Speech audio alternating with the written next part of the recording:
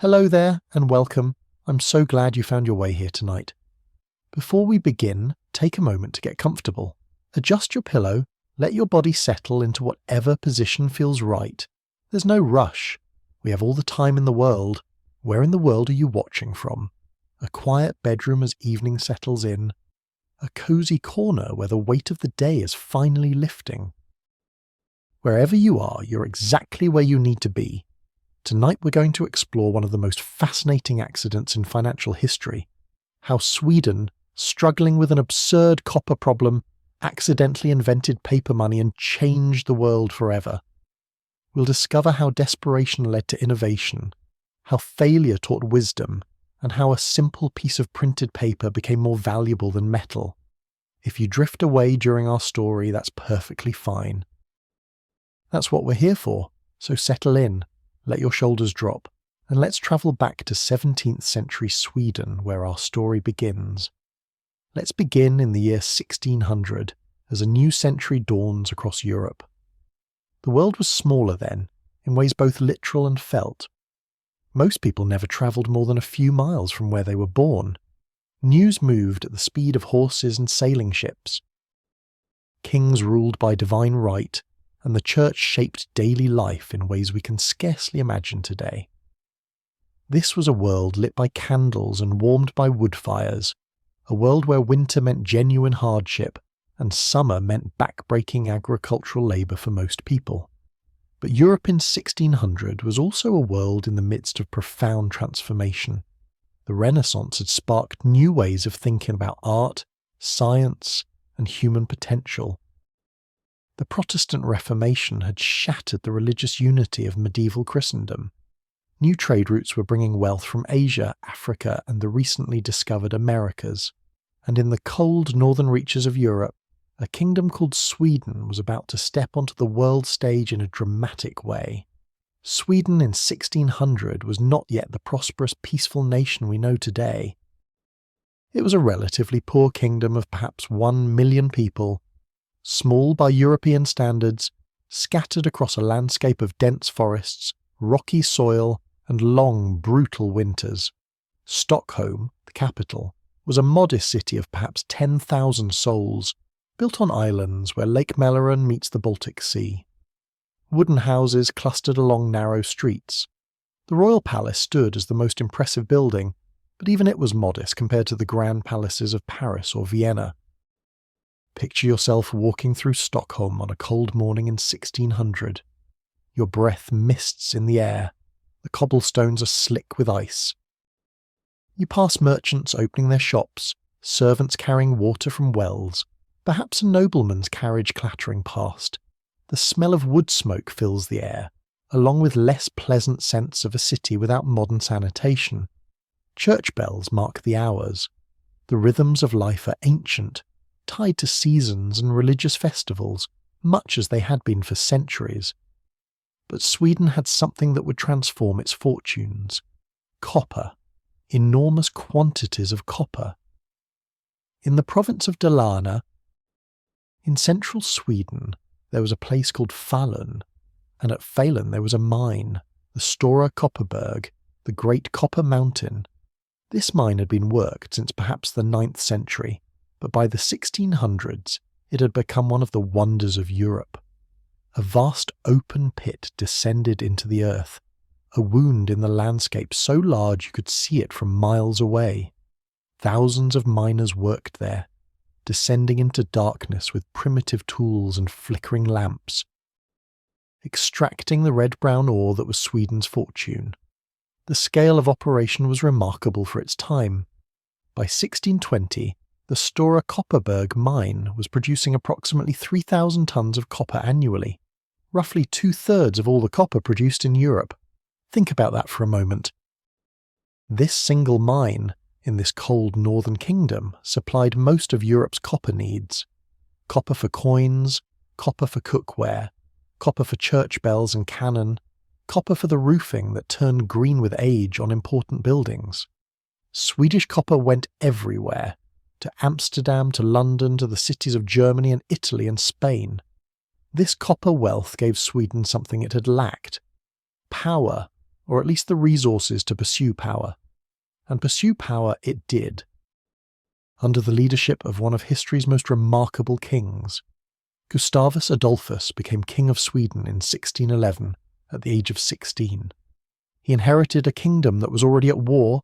Sweden was almost always at war in this period, fighting Denmark, fighting Russia, fighting Poland. But Gustavus Adolphus was no ordinary king. He was a military genius, a religious idealist, and an ambitious statesman who dreamed of making Sweden a great power. He modernized the Swedish army, making it one of the most effective fighting forces in Europe. He reformed the government and encouraged trade and education. And he decided to intervene in the great conflict that was tearing Europe apart, the 30 Years' War. The 30 Years' War, which began in 1618 and wouldn't end until 1648, was one of the most devastating conflicts in European history. It started as a religious war between Catholics and Protestants in the Holy Roman Empire, that patchwork of German states that covered much of Central Europe, but it became a struggle for political dominance involving nearly every European power.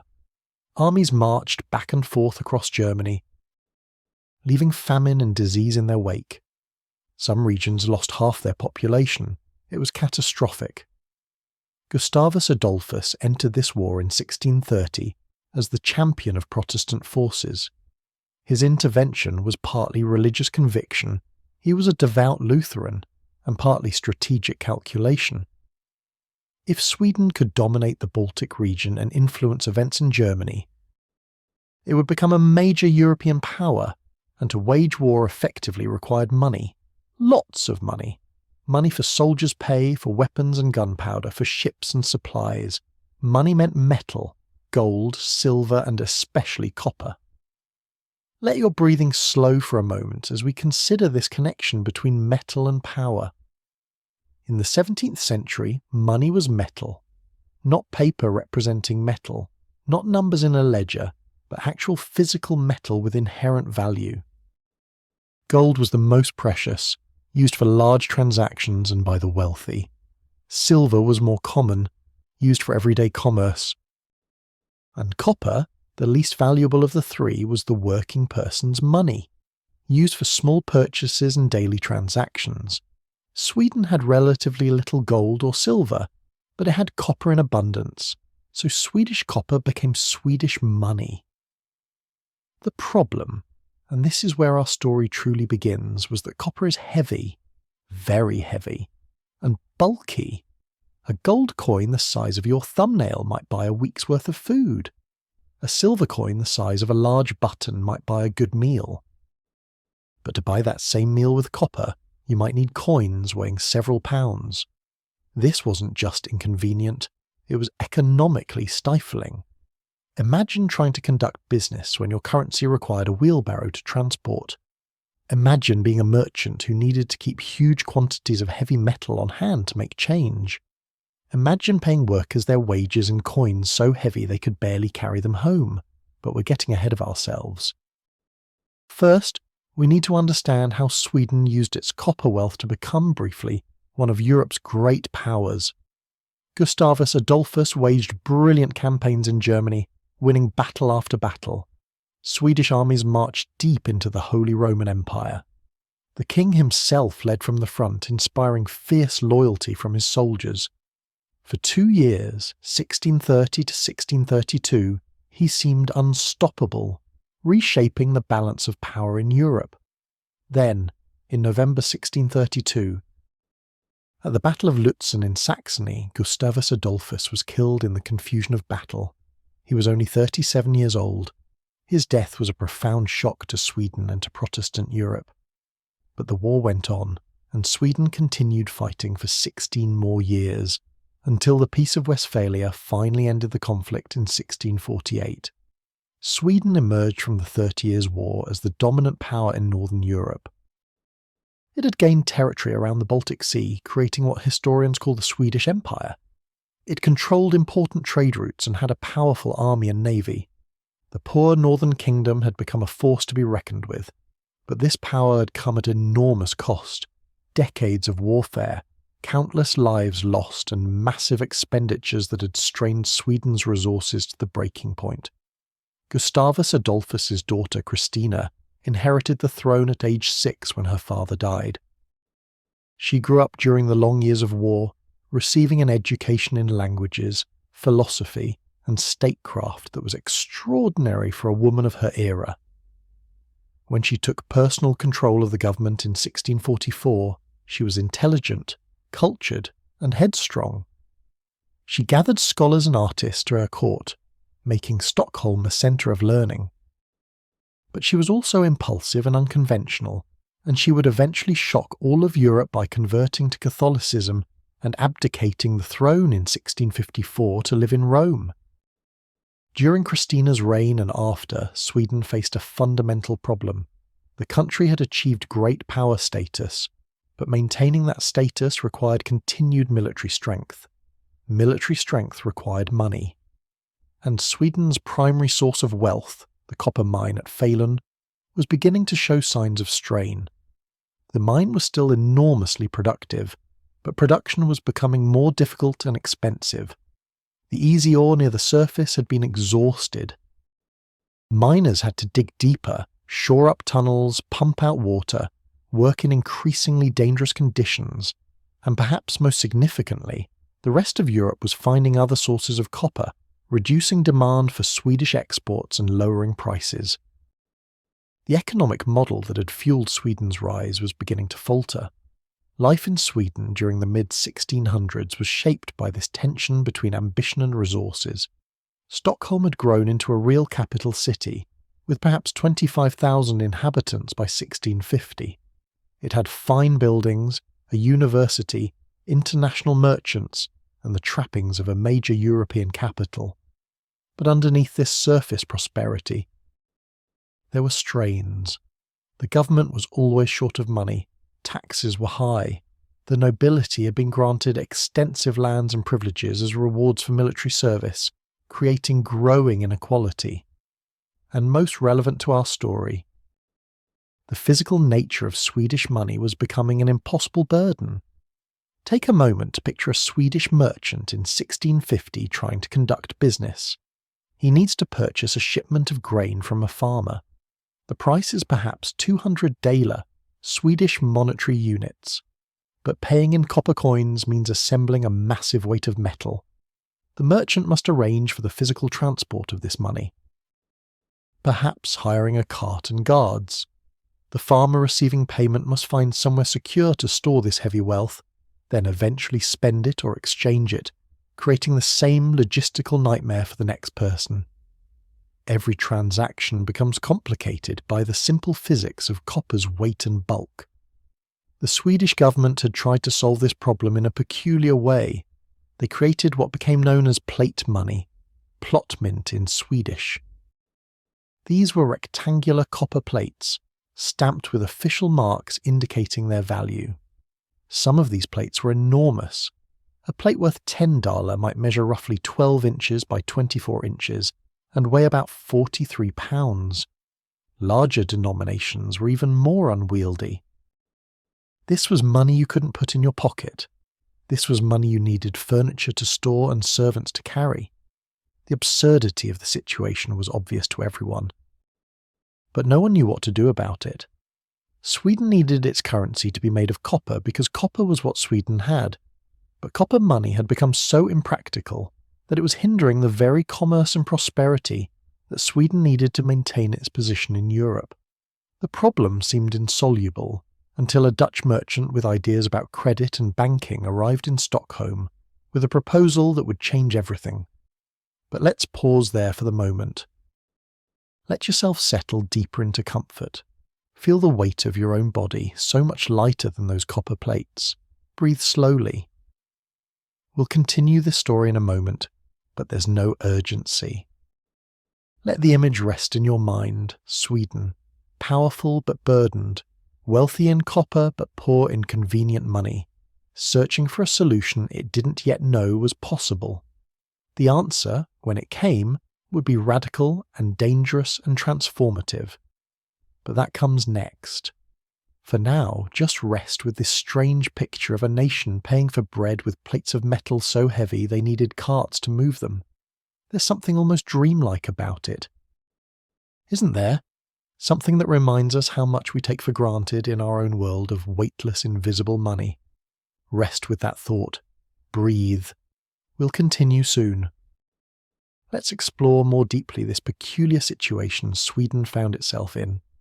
A nation whose wealth had become its burden, whose money had grown too heavy to use. To understand why Sweden used copper for its currency, we need to think about what money actually is and what it needs to be.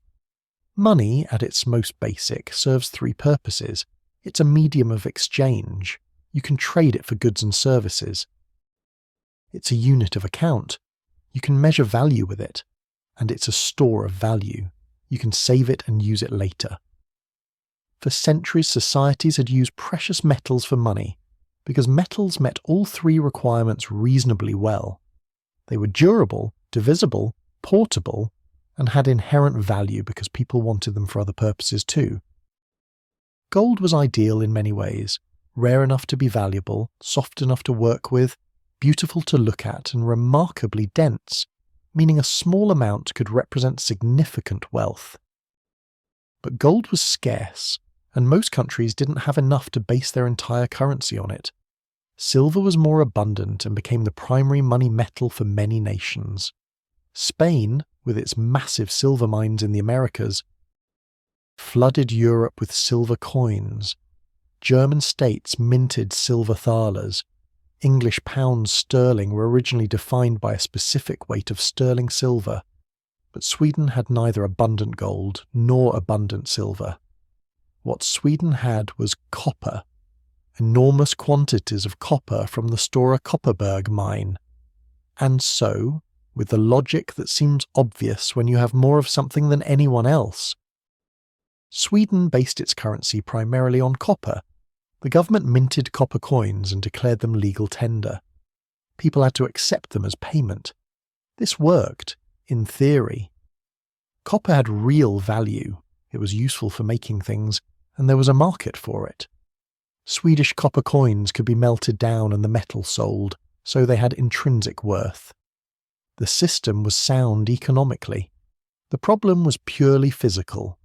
Copper is roughly 8 times denser than water, which makes it reasonably heavy, but it's far less dense than gold or silver. Gold is more than twice as dense as copper. Silver is about 20% denser. This means that to represent the same value, you need much more copper than silver, and vastly more copper than gold, and much more translates directly into weight and bulk. Let me give you some comparisons to make this concrete. Imagine you're a merchant in Stockholm in the year 1640. You need to purchase supplies for your shop, fabric perhaps, or spices, or tools. The total cost is 10 daler, a fairly modest sum for a business expense. If you were paying in gold, you might hand over a single small coin, perhaps the size and weight of a modern quarter. Easy. You could carry hundreds of such coins in your pocket without difficulty. If you were paying in silver, you might need 3 or 4 coins, each a bit larger and heavier than the gold coin, but still manageable. You could carry the payment in a purse on your belt. Still easy, but you're in Sweden, so you're paying in copper. To represent the same $10 value, you need copper coins weighing approximately 20 pounds. That's roughly the weight of 2 gallons of milk, or a small suitcase packed for travel. You cannot casually carry this in your pocket. You need a bag carried with effort, or better yet, a small chest. And this is for a modest purchase. Now imagine a larger transaction. Imagine you're buying a house, or paying a year's wages to several workers, or purchasing a ship's cargo of timber. We're talking about hundreds or even thousands of daler. We're talking about copper measured not in pounds but in tons, literally tons of metal that needs to be transported, counted, verified and secured. Let your mind rest on that image for a moment. Breathe slowly. Picture the absurdity of it. Conducting commerce with a currency so heavy it requires carts and horses to move. It sounds almost comical from our perspective, accustomed to bills and cards and electronic transfers. but for the people living through it. It was a daily frustration that made every economic transaction more difficult than it needed to be. The Swedish government, aware of this problem, had attempted a solution in the early 1600s. Rather than minting small copper coins that would require mountains of them for any significant transaction, they created the plate money I mentioned earlier, large, stamped copper plates that represented higher values. The logic was that one large plate worth 10 daler was easier to handle than hundreds of small coins worth the same amount, and in a sense, this was true. One object is simpler than hundreds, but the plates themselves became notorious for their impracticality. Consider the specifications. A 10 daler plate, which became a standard denomination, weighed about 19.5 kilograms, roughly 43 pounds. It measured approximately 30 by 60 centimetres, about 12 by 24 inches. Picture a rectangular copper plate the size of a small coffee table, and nearly as heavy as a 5-year-old child. This was a unit of currency. There were even larger plates. A 20 daler plate could weigh 85 pounds or more. Moving such plates required 2 strong people. Storing them required reinforced furniture or special rooms with strong floors. Counting them for large transactions became a physical labour task requiring multiple workers and considerable time. The stories that emerge from this era have a quality of both ingenuity and desperation. Merchants developed special carts for transporting currency. Some had reinforced wheels and were pulled by multiple horses, dedicated solely to moving money from place to place. Can you imagine? A cart designed and built for no purpose other than carrying copper plates from your warehouse to your customer's warehouse. Homes and shops had to be architecturally adapted to handle this currency. Strong rooms with reinforced floors became necessary for anyone with significant wealth. The weight of stored copper could literally cause structural damage to buildings not designed for it. There are records of floors collapsing under the accumulated weight of copper plates stored above. Money had become a construction problem. Security took on different dimensions. In most societies, thieves tried to be stealthy, grabbing portable valuables and fleeing quickly. But in Sweden, stealing significant amounts of money required a team, transportation, and time. You couldn't pick a lock, snatch a purse, and disappear into the night. You needed to break into a strong room, somehow move hundreds of pounds of copper, load it onto a cart and escape with your slow-moving, creaking, obviously heavy cargo. Robbery became a logistical challenge, in a strange way. The sheer impracticality of the money made large-scale theft more difficult, but it made legitimate commerce nearly as difficult. The economic inefficiency was staggering when you think about it clearly. Every transaction required resources beyond the goods being exchanged. Labour to move the money, transportation to carry it, time to count and verify it, security to protect it, storage to house it. All of these costs added to the real cost of doing business, making everything more expensive than it needed to be. Economic growth was being literally weighed down by the heaviness of the medium of exchange. And then there was the human element, the daily frustrations of ordinary people trying to live their lives. A worker might receive his monthly wages in copper coins weighing 15 or 20 pounds. Getting this money home required strength and care. The coins might be carried in a cloth sack slung over the shoulder, or in a wooden box that could be secured. The journey home became fraught, not just from potential thieves, but from the simple physical burden and the risk of dropping and losing heavy coins. Families had to decide how to store their savings. Unlike gold or silver coins that could be hidden in a small box or even sewn into clothing, copper savings required space and security. Some families buried their copper in yards or cellars, creating caches that required digging to access. Others built special chests or strong boxes. The wealthy might have reinforced rooms. But everyone faced the same fundamental problem. Their wealth was physically burdensome. Shopkeepers and merchants developed elaborate systems for managing their copper. Some kept detailed ledgers and tried to conduct as much business as possible on credit, only settling accounts periodically when absolutely necessary, precisely to avoid the constant physical exchange of heavy metal. This worked among trusted partners who knew each other and could verify accounts, but it limited trade with strangers and made expanding into new markets more difficult. Trust networks could only stretch so far. Take a slow breath and let yourself settle deeper into your resting place. Feel how light you are compared to those copper plates. Notice the ease of your own breathing. Unencumbered by the need to carry your wealth on your shoulders, this is the gift of our modern world. Money that weighs nothing, that moves invisibly, that can cross the world in seconds. But that gift had to be invented, and its invention required people desperate enough to try something radical. Sweden in the mid-1600s was reaching that point of desperation. The copper problem was bad enough on its own. But it was about to get worse, because the very source of Sweden's copper wealth, the great mine at Falun, was showing signs of strain. Mining in the 17th century was brutal, dangerous work. Miners descended into the earth with primitive tools, hammers, chisels, picks. They worked by the light of candles or oil lamps, in passages that were poorly ventilated and constantly at risk of collapse. They used a technique called fire setting, where they would light fires against the rock face to heat it, then throw cold water on it to crack it, then chip away the fractured stone. It was slow, exhausting, and hazardous. Men died regularly in accidents or from the slow poisoning of breathing copper dust and smoke for years. The Stora Kopparberg mine had been worked for centuries, and by the mid-1600s, the easy copper near the surface was gone.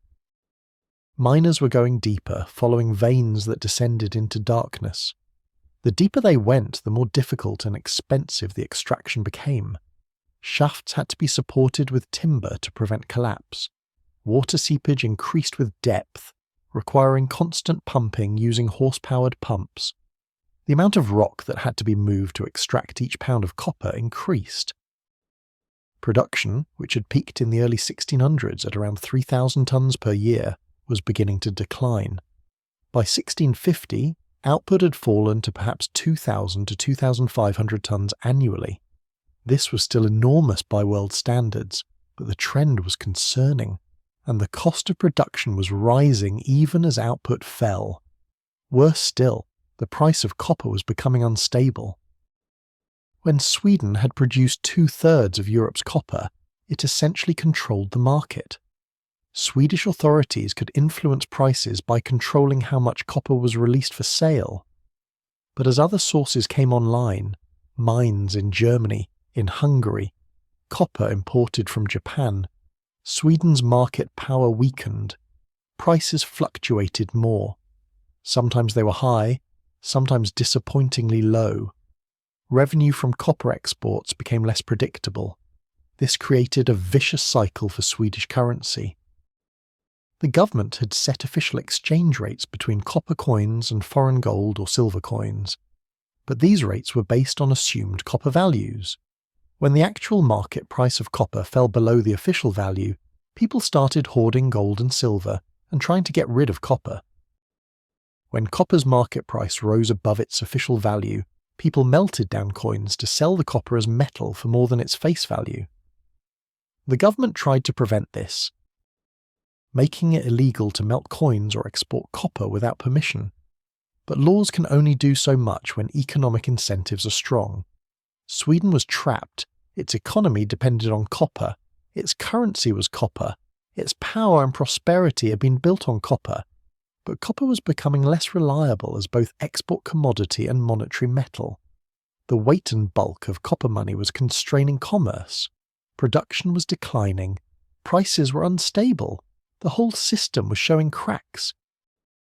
And everyone could feel it, even if they couldn't quite articulate what the alternative might be. In the taverns and markets of Stockholm, people complained about the money. Too heavy to carry, too bulky to store, too unstable in value. Merchants longed for the convenience they knew existed in other countries.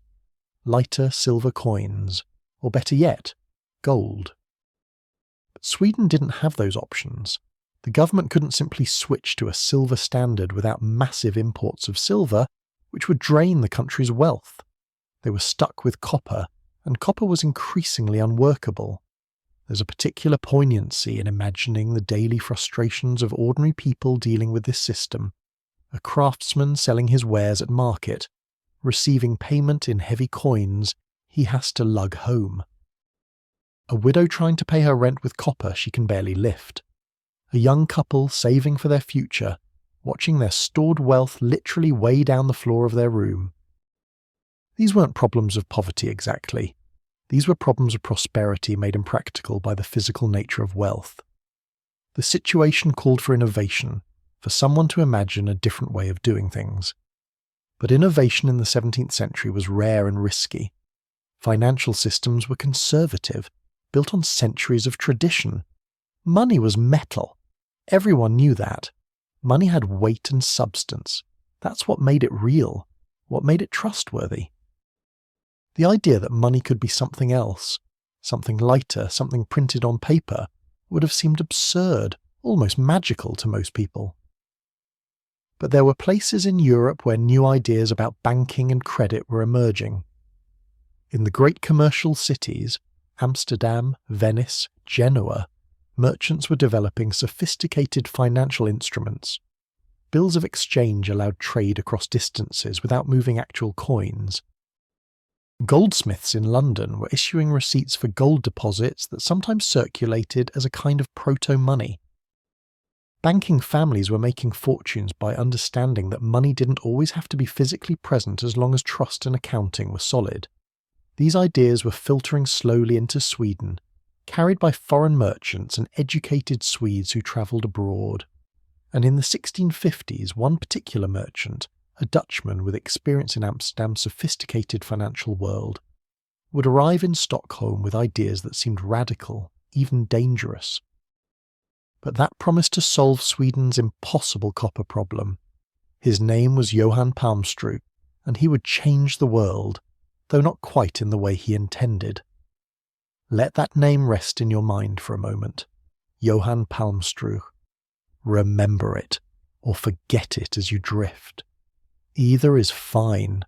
We'll return to him, and to the remarkable thing he created, in time. For now, just breathe. Think about the strange beauty of a problem so obvious yet so intractable. Sweden, wealthy in copper, burdened by copper, trapped by copper, waiting for someone to imagine an alternative that didn't yet exist. That moment of waiting, that pause before transformation, there's something peaceful about it, isn't there? Like the quiet before dawn, when change is coming but hasn't yet arrived. Rest in that quiet space. We'll continue soon. Johan Palmstruch was not Swedish. This matters, because sometimes the most transformative ideas come from outsiders who see familiar problems with fresh eyes, unconstrained by tradition and accepted wisdom. Palmstruch was born in Riga, in what is now Latvia, around the year 1611, though the exact date is uncertain. Riga at that time was a bustling port city, part of the Swedish Empire, a place where merchants from across the Baltic region met to trade timber, grain, furs, and manufactured goods. It was a city that lived by commerce, and young Johan grew up watching how trade worked, how deals were made, how money moved from hand to hand and city to city. His family had Dutch origins, the name Palmstruch suggests as much, and connections to the great commercial centres of the Netherlands. This heritage would shape his thinking profoundly. Because the Netherlands in the early 1600s was the most financially sophisticated place in Europe, perhaps in the world, Amsterdam was the centre of global trade, the place where ships arrived bearing spices from the East Indies, sugar from Brazil, furs from New Amsterdam, and to manage this complex web of international commerce, Dutch merchants had developed banking practices that were remarkably advanced for their time. Palmstruch travelled to Amsterdam at some point in his youth, learning the merchants' trade and absorbing the financial innovations that made that city work. He saw how the Amsterdam Whistle Bank, the exchange bank founded in 1609, accepted deposits of coins and bullion and issued credits that merchants could transfer to one another simply by recording changes in the bank's ledgers. No physical movement of money necessary, just entries in books, transfers from one account to another, all based on trust that the bank was sound and the records accurate. This was revolutionary. Though it might not sound like it to our modern ears, we're used to banking, to checks and electronic transfers, to money that exists primarily as information rather than as metal. But in the early 1600s, this was radical. The idea that you could have wealth without possessing metal, that you could make payments by writing instructions rather than hauling coins, this violated deeply held beliefs about what money was and how it worked. But it was efficient, stunningly efficient. Merchants in Amsterdam could settle vast transactions in minutes that would have taken days of physically moving and counting heavy coins. The savings in time, labour and risk were enormous, and gradually merchants came to trust the system. The bank's credits became as good as money, sometimes better, because they were safer and easier to use. Palmstruch saw all this and understood its potential. He also understood that no place needed such innovations more desperately than Sweden, with its absurdly heavy copper currency. Somewhere in his travels and thinking he conceived an audacious plan. He would create a bank in Stockholm, modelled on the sophisticated institutions of Amsterdam, but adapted to Swedish circumstances. This bank would accept deposits of copper, those unwieldy plates that burdened Swedish commerce, and issue receipts that could circulate as payment. It would lend money at interest, earning profit for its owners while lubricating the wheels of commerce for everyone. It would, he hoped, make him wealthy while solving Sweden's copper problem. A perfect alignment of private interest and public good. Getting permission to create such an institution required navigating Swedish politics and bureaucracy. Palmstruch spent years cultivating connections, explaining his vision to nobles and officials, demonstrating how the system could work. He had to overcome deep skepticism. Banking was still somewhat mysterious to many Swedes. The idea of depositing your wealth with someone else and trusting them to return it seemed risky, even absurd. What if the banker simply took your copper and fled? What guarantee did you have? Palmstruch argued that proper organisation and government oversight would prevent such fraud. The bank would keep careful records, would be subject to inspection, would maintain reserves to meet withdrawal demands, and most importantly, it would be profitable enough that the owners had every incentive to maintain trust and operate honestly. Stealing deposits would destroy the enterprise that was making them wealthy. Rational self-interest would ensure good behaviour. Finally, after years of negotiation and planning, permission was granted. On the 30th of October 1656, Stockholms Banco, Stockholms Bank, was officially founded. Palmstruch was the chief director, effectively running the institution, though he shared ownership with various Swedish nobles and officials who had provided capital and political support. The bank opened for business in a building in Stockholm's Old Town, ready to revolutionise Swedish commerce. Let yourself breathe slowly as we consider what this meant. For centuries, people had stored their wealth themselves, in chests in cellars, buried in yards. The idea of giving it to someone else to hold required a leap of faith. Palmstruch was asking Swedes to make that leap, to trust in an institution and a system rather than in their own possession of physical metal. It's easy to underestimate how radical this was. The bank's initial operation was relatively simple and conservative. It accepted deposits of copper coins and plate money. Depositors would bring their heavy copper to the bank, where clerks would weigh and verify it.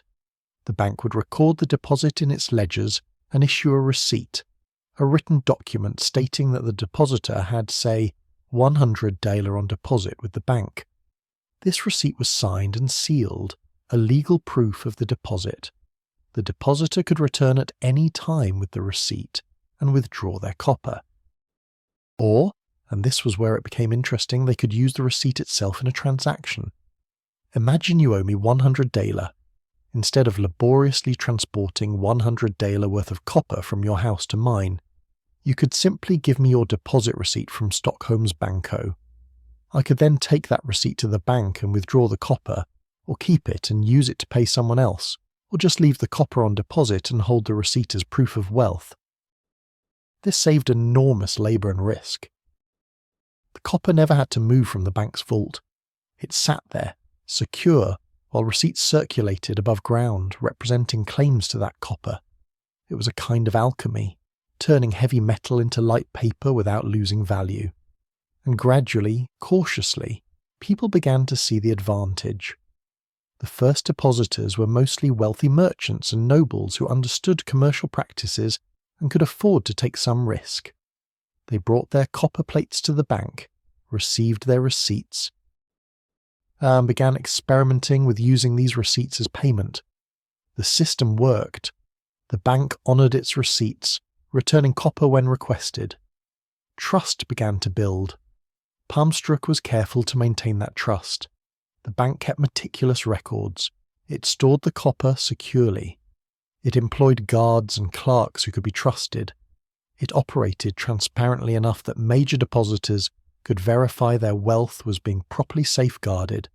And slowly, the idea spread. More people opened accounts, more receipts entered circulation. The bank began to make loans, charging interest, earning revenue. It was succeeding. But these early receipts, these deposit certificates, were not yet paper money in the full sense. They were specific to individual depositors. If I gave you my deposit receipt, you had to trust both the bank and me, trust that the bank was sound, and trust that I hadn't somehow invalidated the receipt or withdrawn the deposit already. The receipts were transferable in practice, but legally and practically they remained tied to specific accounts and specific people. The parallel to what was happening in other parts of Europe is striking and worth exploring for a moment. In London, goldsmiths were developing a similar system almost simultaneously, though independently. Wealthy Londoners would deposit gold with goldsmiths who had secure vaults and facilities for storing precious metals. The goldsmiths would issue receipts for these deposits, and gradually these receipts began to circulate. If I owed you money, I might give you a goldsmith's receipt instead of actual gold.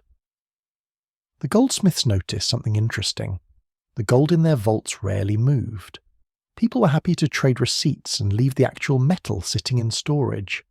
This meant the goldsmith could lend out some of that gold while it was on deposit, charging interest on the loan while still owing the original depositor the right to withdraw.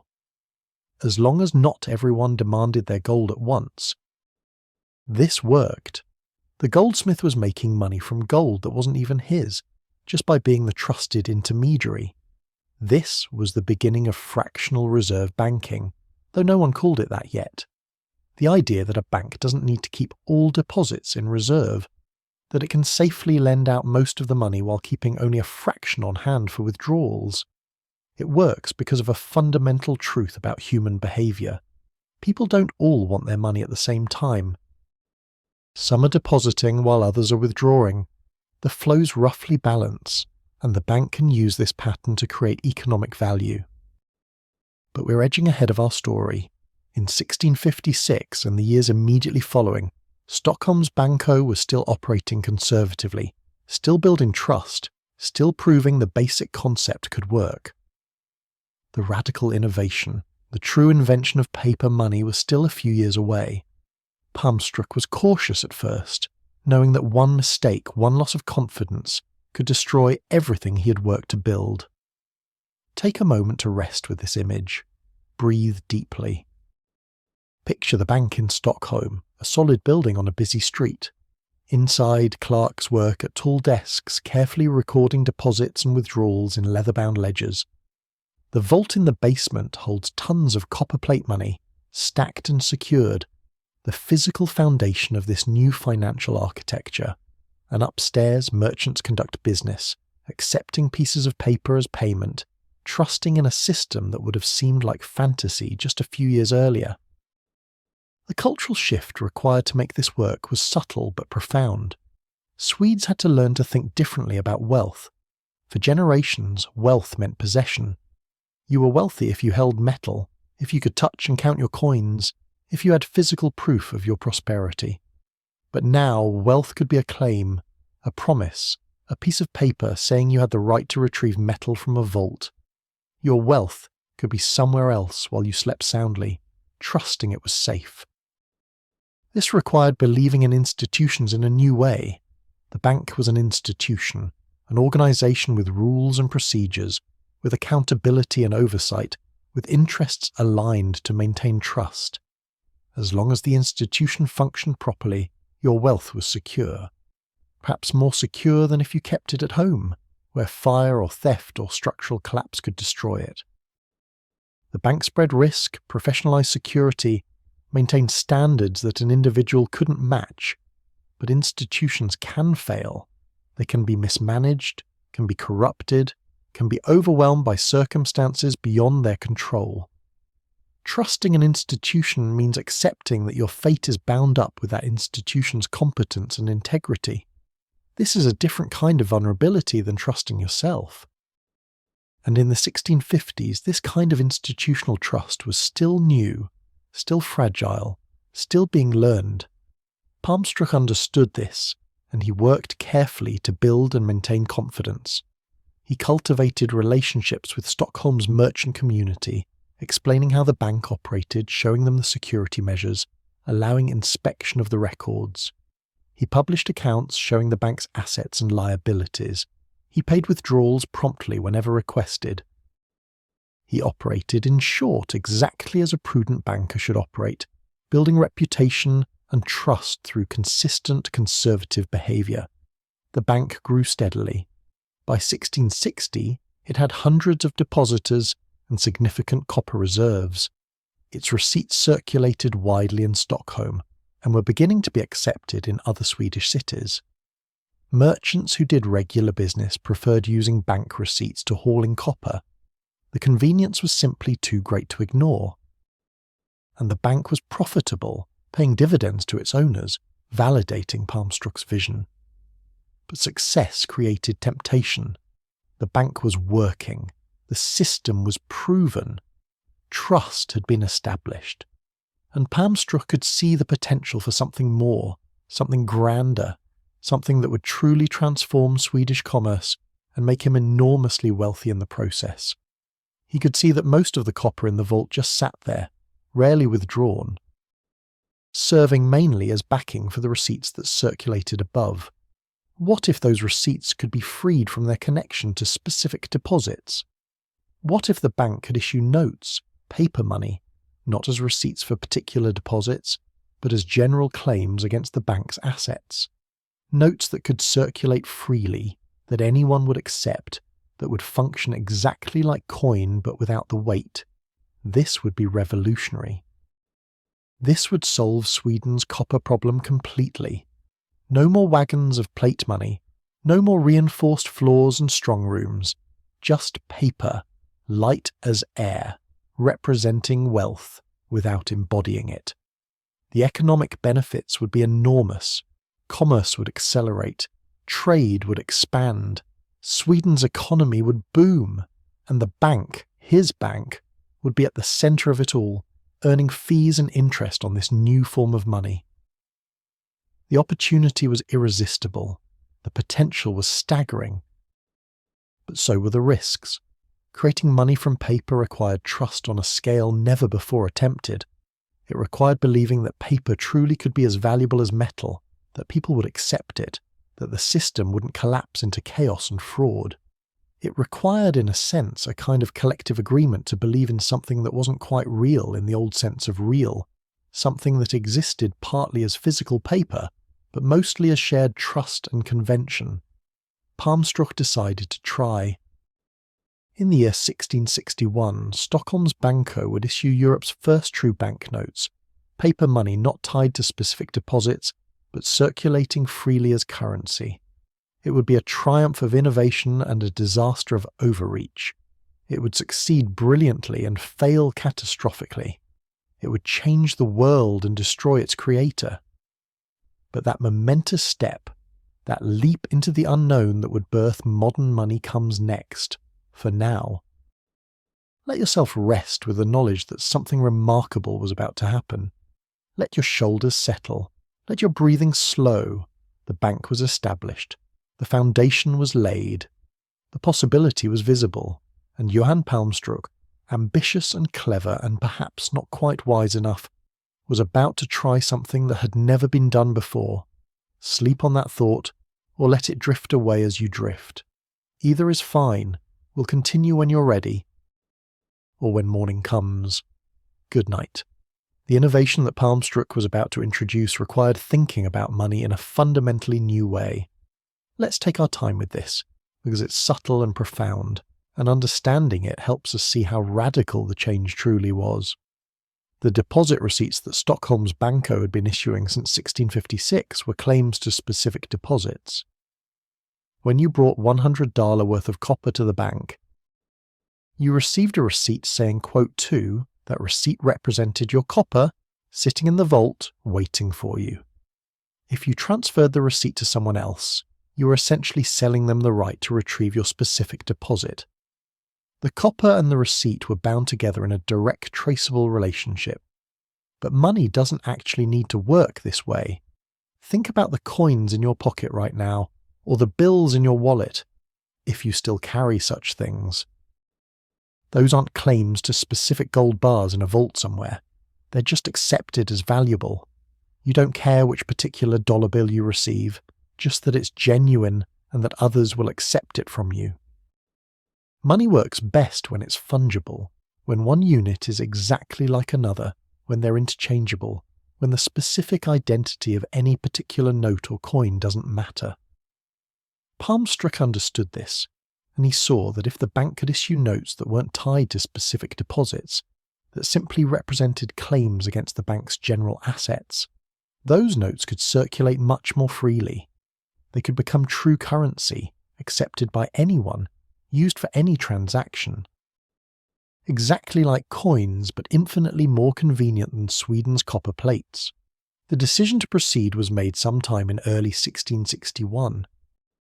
We don't have detailed records of the internal discussions, but we can imagine the conversations. Palmstruch explaining the concept to his partners and to government officials.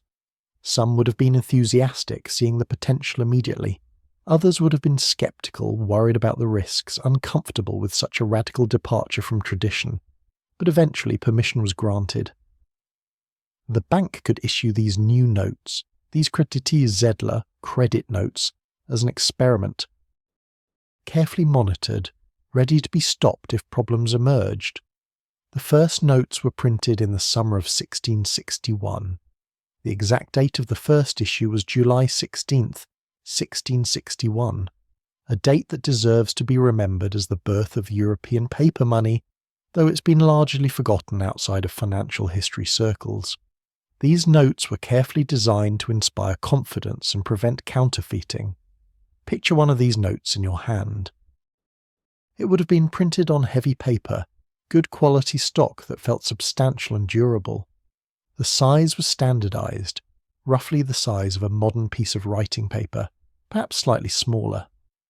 On the face of the note, printed in black ink, were several key elements. At the top, the name of the bank, Stockholms Banco. Below that, the denomination, the value of the note. These first notes came in round denominations: $5, $10, $25, $50, and $100. The amount was written both in numerals and spelled out in words, making it clear even to those who couldn't read well. Each note had a unique serial number, carefully recorded in the bank's ledgers. This was crucial for security. If a note was lost or stolen, it could be reported, and the serial number would be flagged. Attempting to redeem a reported note would reveal the fraud. The serial numbers also allowed the bank to track how many notes of each denomination were in circulation, essential information for managing the money supply. The notes were signed by bank officials, 2 signatures on each note, in ink, by hand. This made counterfeiting more difficult and added a personal element of authority and responsibility. These signatures said, in effect, "We, The officers of this bank personally vouch for this note's value. It was a promise written and witnessed. There was also a date of issue printed on each note, and a promise. This note could be redeemed at Stockholms Banco for the stated amount in copper coins or plate money. That promise was the foundation of everything. The note itself was just paper, intrinsically worthless. Its value came entirely from the bank's promise to exchange it for real copper upon demand. As long as people believed that promise would be kept, the note had value. If that belief failed, the note became worthless paper. Let your breathing slow as we consider this remarkable leap of faith. These notes required everyone involved to believe in something that wasn't physically present. The copper was back in the bank vault. The note was just paper. Yet the note was supposed to be equivalent to copper, usable as payment, valuable in itself. This worked only because of collective agreement, because everyone decided to act as if the paper had value. Money, it turns out, is partly a shared hallucination, a social agreement to believe in something together. The first people to receive these notes were existing customers of the bank, people who had accounts and had been using the old deposit receipts. Palmstruch introduced the new notes carefully, explaining how they worked, emphasizing their advantages. The convenience was obvious. Instead of carrying a receipt tied to your specific account, which required verification and transfer procedures, you could carry these notes that were accepted immediately, like coins. Instead of needing to visit the bank to authorize transfers, you could simply hand over notes in payment. It was faster, simpler, more flexible. The early adopters were Stockholm's merchant community. People who understood commercial innovation and had the sophistication to see past the strangeness to the utility. A textile merchant making a large purchase from a wool trader could pay with a handful of banknotes instead of arranging for a wagon of copper plates. A ship owner paying his crew could distribute notes instead of heavy coins. A landlord collecting rents could accept notes instead of having tenants haul copper to his strongroom. Stories began to circulate about the convenience of these new notes. A merchant who had previously needed half a day and several workers to transport payment for a shipment of timber now completed the transaction in minutes, handing over a stack of paper and receiving a receipt. Another merchant, travelling to a fair in another city, carried his entire stock of purchasing power in a leather satchel instead of a wagon. The time saved, the labour eliminated, the risk reduced. These benefits were tangible and immediate, but there was also suspicion and resistance. Many people, particularly older merchants and conservative nobles, were deeply uncomfortable with paper money. It seemed like a trick, like creating wealth out of nothing. How could paper be worth anything? What prevented the bank from simply printing endless quantities and making everyone rich? What guarantee was there that the copper in the vault actually existed and would be available when needed? These were reasonable questions, and they didn't have entirely satisfactory answers. Palmstruch and the bank officials worked to address these concerns. They published statements of the bank's copper reserves, showing that every note in circulation was backed by metal in the vault. They allowed inspections by respected members of the merchant community who could verify that the copper existed. They redeemed notes promptly whenever anyone requested, demonstrating that the promise was real, and they limited the quantity of notes in circulation, keeping it conservative relative to the bank's assets. The system was designed with multiple layers of security and trust building. The serial numbers prevented counterfeiting and allowed tracking. The hand signatures added personal accountability. The promise of redemption was legally binding. The bank's assets, including not just copper reserves but also loans and investments, stood behind the notes. And the government, while not officially guaranteeing the notes, supervised the bank and had an interest in its success. Gradually, acceptance spread. By the end of 1661, perhaps hundreds of these notes were circulating in Stockholm, accepted by most major merchants and increasingly by smaller traders and shopkeepers. By 1662, the number had grown to thousands. The notes were working. They were convenient, trusted, and increasingly seen as simply another form of money, no stranger than coins. Perhaps even better because they were lighter and easier to handle. Think about what this meant for daily commerce. A shopkeeper could now keep his wealth in banknotes hidden in a small locked box instead of in tons of copper, requiring a reinforced room. A traveller could carry significant sums without needing guards and wagons. A woman managing her household accounts could pay tradesmen with paper instead of struggling with heavy coins. The friction that had constrained Swedish commerce, the sheer physical difficulty of moving money, was being eliminated. The notes also revealed something interesting about how money works psychologically. At first, people treated the notes cautiously, quickly taking them to the bank to exchange for copper, just to verify that the promise was real.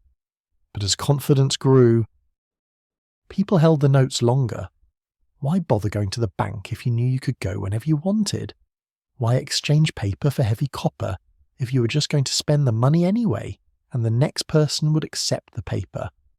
The notes began to circulate for weeks or months without being redeemed, passing from hand to hand, functioning exactly as coins did. This was significant because it meant the bank didn't actually need copper in the vault for every note in circulation. As long as most note holders kept the notes circulating instead of redeeming them, the bank could issue more notes than it had copper to back. Not infinitely more. There had to be enough copper to meet likely redemption demands. But more than a one-to-one backing, the notes were creating a kind of multiplication of money, expanding the effective money supply beyond the physical quantity of copper available. Let yourself rest for a moment with this concept. Breathe slowly. The innovation was elegant in its simplicity, but profound in its implications. Paper that represented metal, promises that created value, trust that made the system work. It was almost magical, yet it was purely practical, solving a real problem in a way that benefited everyone involved. Merchants saved time and money, the bank earned fees and interest. The economy could grow beyond the limits of Sweden's copper production. Everyone gained. The bank issued different denominations to serve different needs. The $5 notes were small enough for moderately substantial transactions, paying a month's rent for a modest room, buying a good coat, settling a tab at an inn. The 10 and 25 daler notes were for larger transactions, wholesale purchases, paying quarterly wages, buying livestock or furniture. The 50 and $100 notes were for major dealings, property transactions, ship cargo purchases, large business investments. Having a range of denominations made the notes more useful, just as having different coin denominations does. The physical feel of the notes mattered more than you might think. They had to feel valuable, substantial, real. The good quality paper helped. So did the formal, official appearance of the printing. So did the signatures in real ink, the official seals pressed into the paper, the careful arrangement of text and decoration. These notes were claiming to be money, and they had to look the part. They had to inspire confidence at a glance, had to feel trustworthy in the hand. There were failures and lessons along the way. Some early notes were printed with insufficient security features and were counterfeited, forcing the bank to withdraw those designs and issue improved versions. Some denominations proved too large or too small for practical use and were discontinued. The serial number system had to be refined to prevent duplication. The process of redeeming notes had to be streamlined to avoid long waits at the bank. Each problem was addressed, each lesson learned, the system gradually improving through practice and adjustment. By 1662, the banknotes were a proven success. They had achieved what Palmstruch had envisioned. They had become currency, accepted and trusted, circulating freely throughout Stockholm and beginning to spread to other Swedish cities. The convenience was transforming commerce. Transactions that would have taken hours now took minutes. Trade that would have been impractical because of transportation costs was now viable. The Swedish economy was being lubricated by this new form of money, and growth was accelerating. Visitors from other European countries heard about Sweden's paper money and came to see this curiosity for themselves. Some were impressed and returned home with ideas about implementing similar systems. Others were skeptical, seeing it as a risky experiment that would likely end in disaster. But everyone agreed it was remarkable, a genuine innovation in finance. Something genuinely new in a world where most financial practices were centuries old. The intellectual leap required to create and accept paper money was greater than the technical challenge of printing it. The printing was straightforward. 16th and 17th century printing technology was quite capable of producing sophisticated documents. The real achievement was conceptual.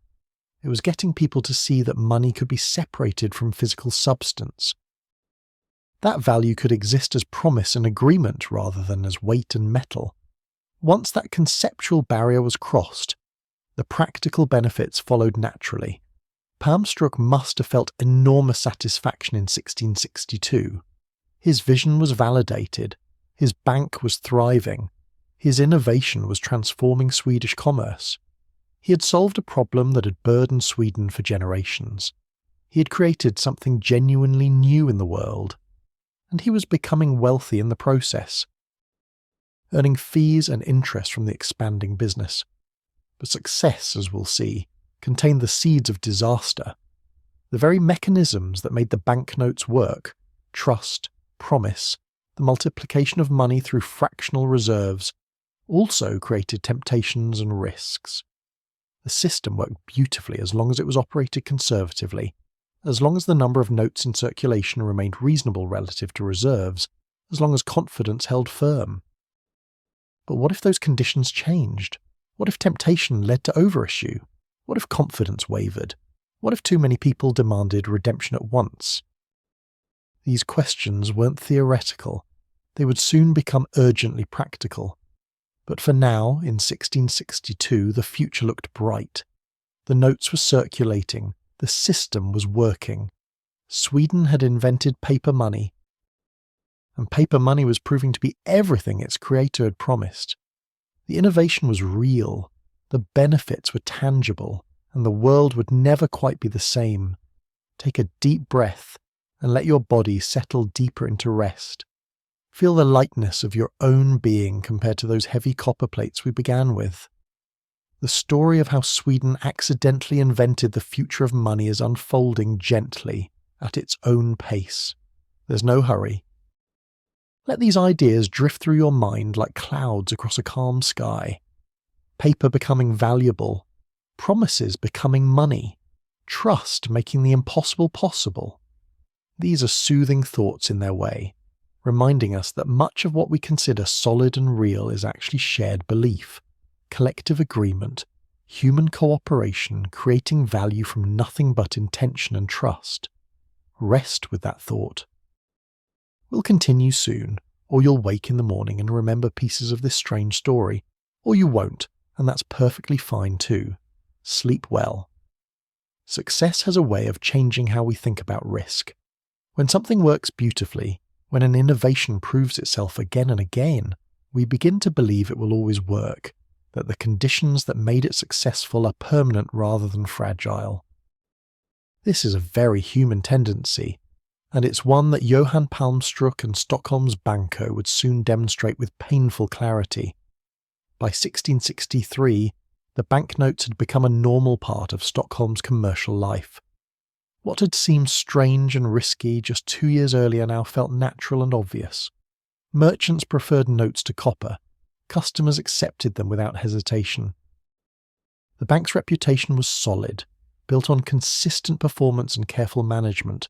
The system had proven itself, and with that proof came confidence, and with confidence came temptation. Let's think carefully about the temptation, because it's subtle, and it reveals something important about how banking works and why it's inherently risky. The bank held, let's say for the sake of example, $10,000 worth of copper in its vaults. Following conservative practice, it had issued perhaps $10,000 worth of banknotes.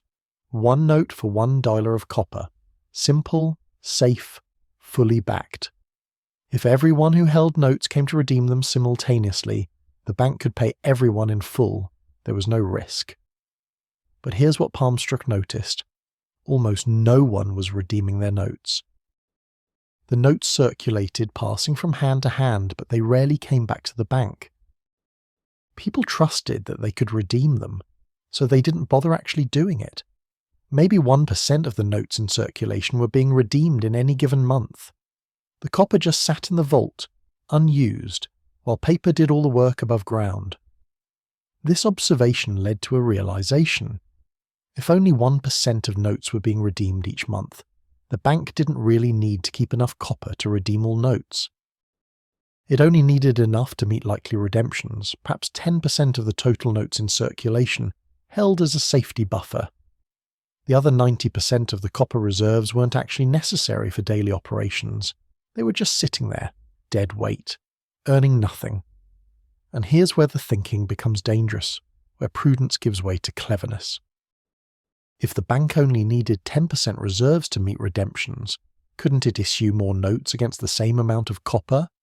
Instead of 10,000 daler in notes backed by 10,000 daler in copper, couldn't it issue 20,000 in notes backed by 10,000 in copper? Or 30,000? Or more? As long as it kept enough copper on hand to meet actual redemption demands, the system would work. And issuing more notes meant more loans, more fees, more interest income, more profit. This is the logic of fractional reserve banking, and it's simultaneously brilliant and dangerous. Brilliant because it allows a given amount of capital to support much more economic activity than it could otherwise. The $10,000 in copper sitting idle can now support $30,000 worth of notes circulating in the economy. Financing trade and commerce and growth, the money supply expands beyond the physical quantity of metal available. Everyone benefits, or so it seems. Dangerous because the system depends entirely on confidence. As long as most people keep their notes circulating, as long as redemptions remain low, everything works perfectly. But if confidence wavers, if people start worrying and decide to redeem their notes, if redemptions spike above the reserve level, the bank cannot pay everyone. It will run out of copper. It will fail. The system that seemed so solid, so scientific, so well designed, will collapse in a matter of hours. Take a slow breath and let this sink in. The stability of the whole system rests on belief. As long as people believe the bank is sound, it is sound. If they stop believing, it becomes unsound, and their loss of belief is validated. It's a self-fulfilling prophecy that can run in either direction. Banking, you might say, is alchemy powered by psychology. Palmstruch understood this, at least intellectually. But understanding risk and properly respecting it are different things. He convinced himself that the risks were manageable, that he could control the situation, that his judgment was sound, and he had powerful incentives pushing him toward expansion. The bank was profitable, but it could be much more profitable. His investors expected returns. He himself wanted wealth. And there was another pressure, one that made refusal nearly impossible. The Swedish government wanted to borrow money. The Swedish crown in the 1660s was perpetually short of funds. Maintaining an empire was expensive. The army needed pay and supplies. The navy required constant maintenance and expansion. Government buildings and infrastructure demanded investment. And the wars, Sweden was often at war, devoured resources at a terrifying rate. Traditional revenue sources, taxes, customs duties, crown lands, never seemed sufficient. The government needed credit, needed to borrow against future revenues, needed someone to lend it money. Stockholms Banco, with its growing reserves and its new money-printing capability, was an obvious source of loans. Government officials approached Palmstruch with requests, polite at first, then increasingly insistent. The Crown needed funds for urgent purposes. The bank had the ability to provide those funds. Surely Palmstruch, as a loyal subject and a man who had been granted the privilege of operating a bank, would be willing to help. The requests were hard to refuse. They came with implied promises of favour and implied threats of displeasure. The government, after all, had granted the bank its charter and could revoke it. Palmstruch agreed to make loans to the government. And here's where things became complicated. The government didn't want to borrow copper. Copper was heavy and inconvenient. That was the whole problem the bank was solving. The government wanted to borrow in banknotes. It wanted Palmstruch to simply print notes and lend them to the Crown, which would spend them into circulation, using them to pay soldiers and suppliers and officials. This was different from lending deposits. When the bank lent out copper that had been deposited by customers, it was intermediating, matching savers with borrowers. But when it printed new notes to lend to the government, it was creating money from nothing, or rather, from the promise that the notes could eventually be redeemed for copper that was still in the vault. Back in other notes, doing double duty. Do you see the trap forming? The bank issues notes. The government borrows those notes. The government spends those notes into the economy, paying soldiers and buying supplies. Those notes circulate, eventually ending up in the hands of merchants and workers. Now there are more notes in circulation, but the amount of copper in the bank's vault hasn't increased. The ratio of notes to copper has shifted. The backing has become thinner. The risk has grown. Palmstruch told himself this was fine. The government was a reliable borrower. It had the power to tax, to raise revenue, to eventually repay the loans. The notes would be redeemed over time as the government made payments, and the additional notes in circulation would stimulate the economy, increasing trade, which would benefit everyone, including the bank. It was sound policy, he convinced himself. Everyone would gain. But there was a fundamental mismatch in how these loans worked. The government was borrowing short-term. It needed money now for immediate expenses with vague promises to repay eventually. But the copper backing the notes was meant to be available immediately, on demand, whenever anyone wanted to redeem a note. The bank was borrowing short, accepting deposits and issuing notes redeemable on demand, and lending long, making loans that might not be repaid for months or years. This mismatch between short-term liabilities and long-term assets is one of the classic vulnerabilities of banking. Let your shoulders drop as we explore this gently. Picture a balance scale in your mind. On one side, the bank's obligations, the notes it has issued, all redeemable on demand. On the other side, its assets, the copper in the vault which is immediately available, and the loans it has made which are not immediately available. As long as the immediately available assets exceed likely redemption demands, the scale balances. But if the bank makes too many loans, if too much copper is effectively tied up in credits that can't be quickly recalled, the scale tips. The bank becomes illiquid, unable to meet its obligations even though it might be solvent in the sense that its total assets exceed its total liabilities. This is the trap that has caught countless banks throughout history. They're not stealing. They're not even being obviously reckless. They're just engaging in what seems like reasonable financial intermediation, taking deposits, making loans, earning the spread between what they pay depositors and what they charge borrowers. But the transformation of maturity, turning overnight deposits into multi-year loans, creates vulnerability. And when that vulnerability is tested by a sudden surge in redemptions, the bank fails, often taking its depositors' wealth with it. Palmstruch expanded the note issue gradually, not all at once. He was cautious enough to avoid a dramatic increase that would alarm people. Each month, a few more notes entered circulation. Each quarter, the ratio of notes to copper reserves shifted slightly. By late 1663, the bank might have had $15,000 in notes outstanding backed by $10,000 in copper reserves, a 50% expansion beyond full backing. This still seemed safe. Redemptions remained low. The system was working. But then the government wanted more. There was always another expense, another urgent need, another request for credit. Palmstruch found it hard to refuse. The relationship with the Crown was crucial to his business, and the government had leverage. It could shut down the bank if it chose, could revoke the charter, could make life very difficult. So Palmstruch lent more and more. the note issue expanded further. By early 1664, perhaps 20,000 dollar in notes were circulating, backed by the same 10,000 in copper reserves. The expansion had doubled. 2 notes in circulation for every dollar of copper in the vault. Mathematically, this could work as long as no more than half the note holders tried to redeem simultaneously. And why would they? The bank had always honoured its notes. There was no reason to doubt it now. Confidence remained strong. But some of the more sophisticated merchants were beginning to notice the discrepancy. They couldn't see into the bank's vaults, couldn't know exactly how much copper was there, but they could observe how many notes seemed to be circulating.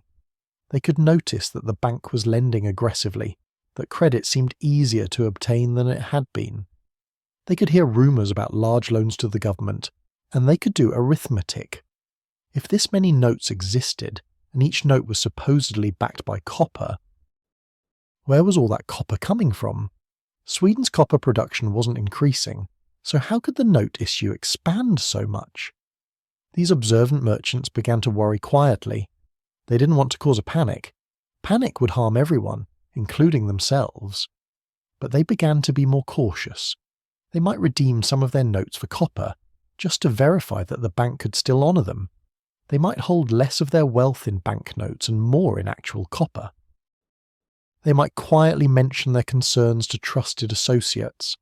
The seeds of doubt were being planted. Palmstruch noticed the increase in redemptions, but told himself it was temporary, just normal fluctuation. He kept lending, kept issuing notes. The profits were substantial. The bank was paying good dividends to investors. He himself was becoming genuinely wealthy. And the government kept asking for more credit. How could he refuse? The system was working. The skeptics were wrong. Everything was fine. This is how financial disasters typically begin, not with dramatic, obvious mistakes, but with gradual, seemingly reasonable decisions that accumulate into an untenable situation. Each individual loan seemed justified. Each small expansion of the note issue seemed safe. The logic was internally consistent, but the cumulative effect was to create a structure that was far more fragile than anyone wanted to acknowledge. There's a human tendency to confuse a run of good luck with permanent safety. When something works repeatedly, we stop seeing it as risky and start seeing it as normal, as natural, as the way things are. Palmstruch had issued notes for several years without disaster. Redemptions had always been manageable. Confidence had held. So he came to believe this would continue indefinitely, that the risks he was aware of were theoretical rather than real. This is called normalcy bias. And it affects not just individual bankers but entire societies. We assume that the stable conditions we've experienced will persist, even when we're actively creating conditions for instability. The year 1664 saw the note issue continue to expand. Palmstruch was caught between competing pressures. The government wanted more credit. His investors wanted more profit. The copper reserves weren't growing. The only way to satisfy all these demands was to issue more notes relative to reserves, to push the fractional reserve ratio higher, to accept more risk. And so that's what he did. Each decision seeming small and reasonable in isolation, the cumulative effect creating a powder keg waiting for a spark. Let yourself breathe deeply and slowly. Feel the weight of these decisions, the human pressures that drove them. Palmstruch wasn't evil or stupid. He was ambitious and optimistic and subject to pressures that made conservative choices difficult. The government wasn't tyrannical in demanding loans. It had genuine needs and limited options. The investors weren't greedy and expecting returns. That's why they invested. Everyone was acting according to their interests and incentives, and the collective result was a system becoming increasingly unstable. This is one of the melancholy truths about financial systems. Individual rationality can produce collective disaster. Each person making reasonable choices, each institution pursuing its interests, and the combined effect is a crisis that harms everyone. The solution requires either extraordinary wisdom and restraint on the part of individuals, or external rules and regulations that prevent the accumulation of excessive risk. In 1664, Sweden, neither existed. There were no banking regulations beyond the bank's charter. There was no central bank to supervise and restrain. There was no deposit insurance to protect note holders. The system depended entirely on the wisdom and integrity of one man, Johan Palmstruch, and he was proving to be neither wise enough nor restrained enough for the trust placed in him. By the summer of 1664, the ratio had reached dangerous levels. Perhaps $25,000 in notes circulated against 10,000 in reserves. For every dollar of copper, 2.5 notes existed. The bank would need to redeem less than 40% of outstanding notes before running out of copper. This was not impossible.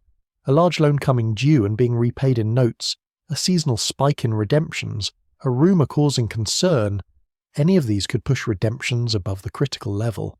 And there were other problems accumulating. The loans to the government were not being repaid on schedule. The Crown was perpetually short of funds and kept asking for extensions for additional credit for forbearance. These loans were supposedly backed by future tax revenues, but tax collection was uncertain and often disappointing. The loans were becoming less secure, less likely to be repaid quickly or perhaps at all. The bank's assets were deteriorating even as its liabilities expanded. Some of the bank's staff were beginning to worry.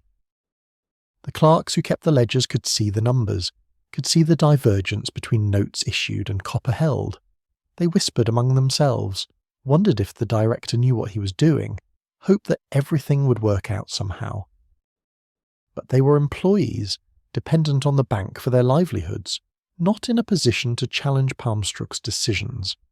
So they kept their concerns quiet and continued recording the expanding issue of notes.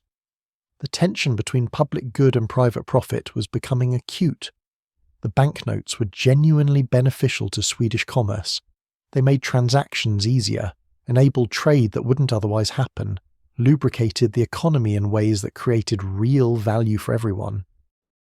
This was public good, genuine social benefit. But the bank was a private enterprise, owned by Palmstruch and his investors, operated for profit. The conflict between doing what was best for society, maintaining conservative reserves, limiting note issue, refusing risky loans, and doing what was best for the bank's profitability was growing sharper. And in that conflict, private profit was winning. This is a fundamental challenge in banking that persists to this day.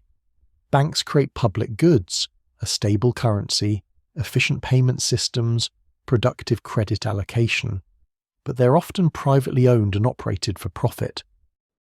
When profit motives and public interest align, the system works beautifully.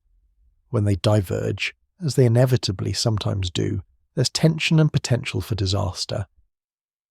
Modern banking regulation exists largely to manage this tension, to constrain private profit-seeking when it threatens public welfare. But in 1664, such regulation didn't exist.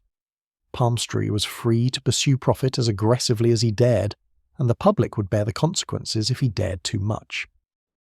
By late 1664, the warning signs were becoming harder to ignore. Redemptions were trending upward.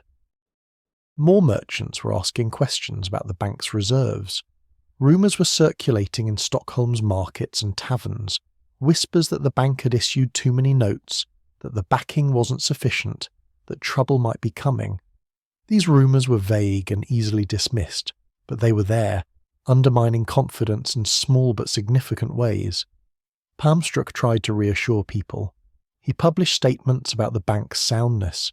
He invited inspections by respected merchants. He redeemed notes promptly when presented. But he couldn't reveal the true state of the reserves without causing panic, and he couldn't stop issuing new notes without angering the government and his investors. He was trapped by his own earlier decisions, unable to reverse course without admitting error and risking the confidence that held everything together.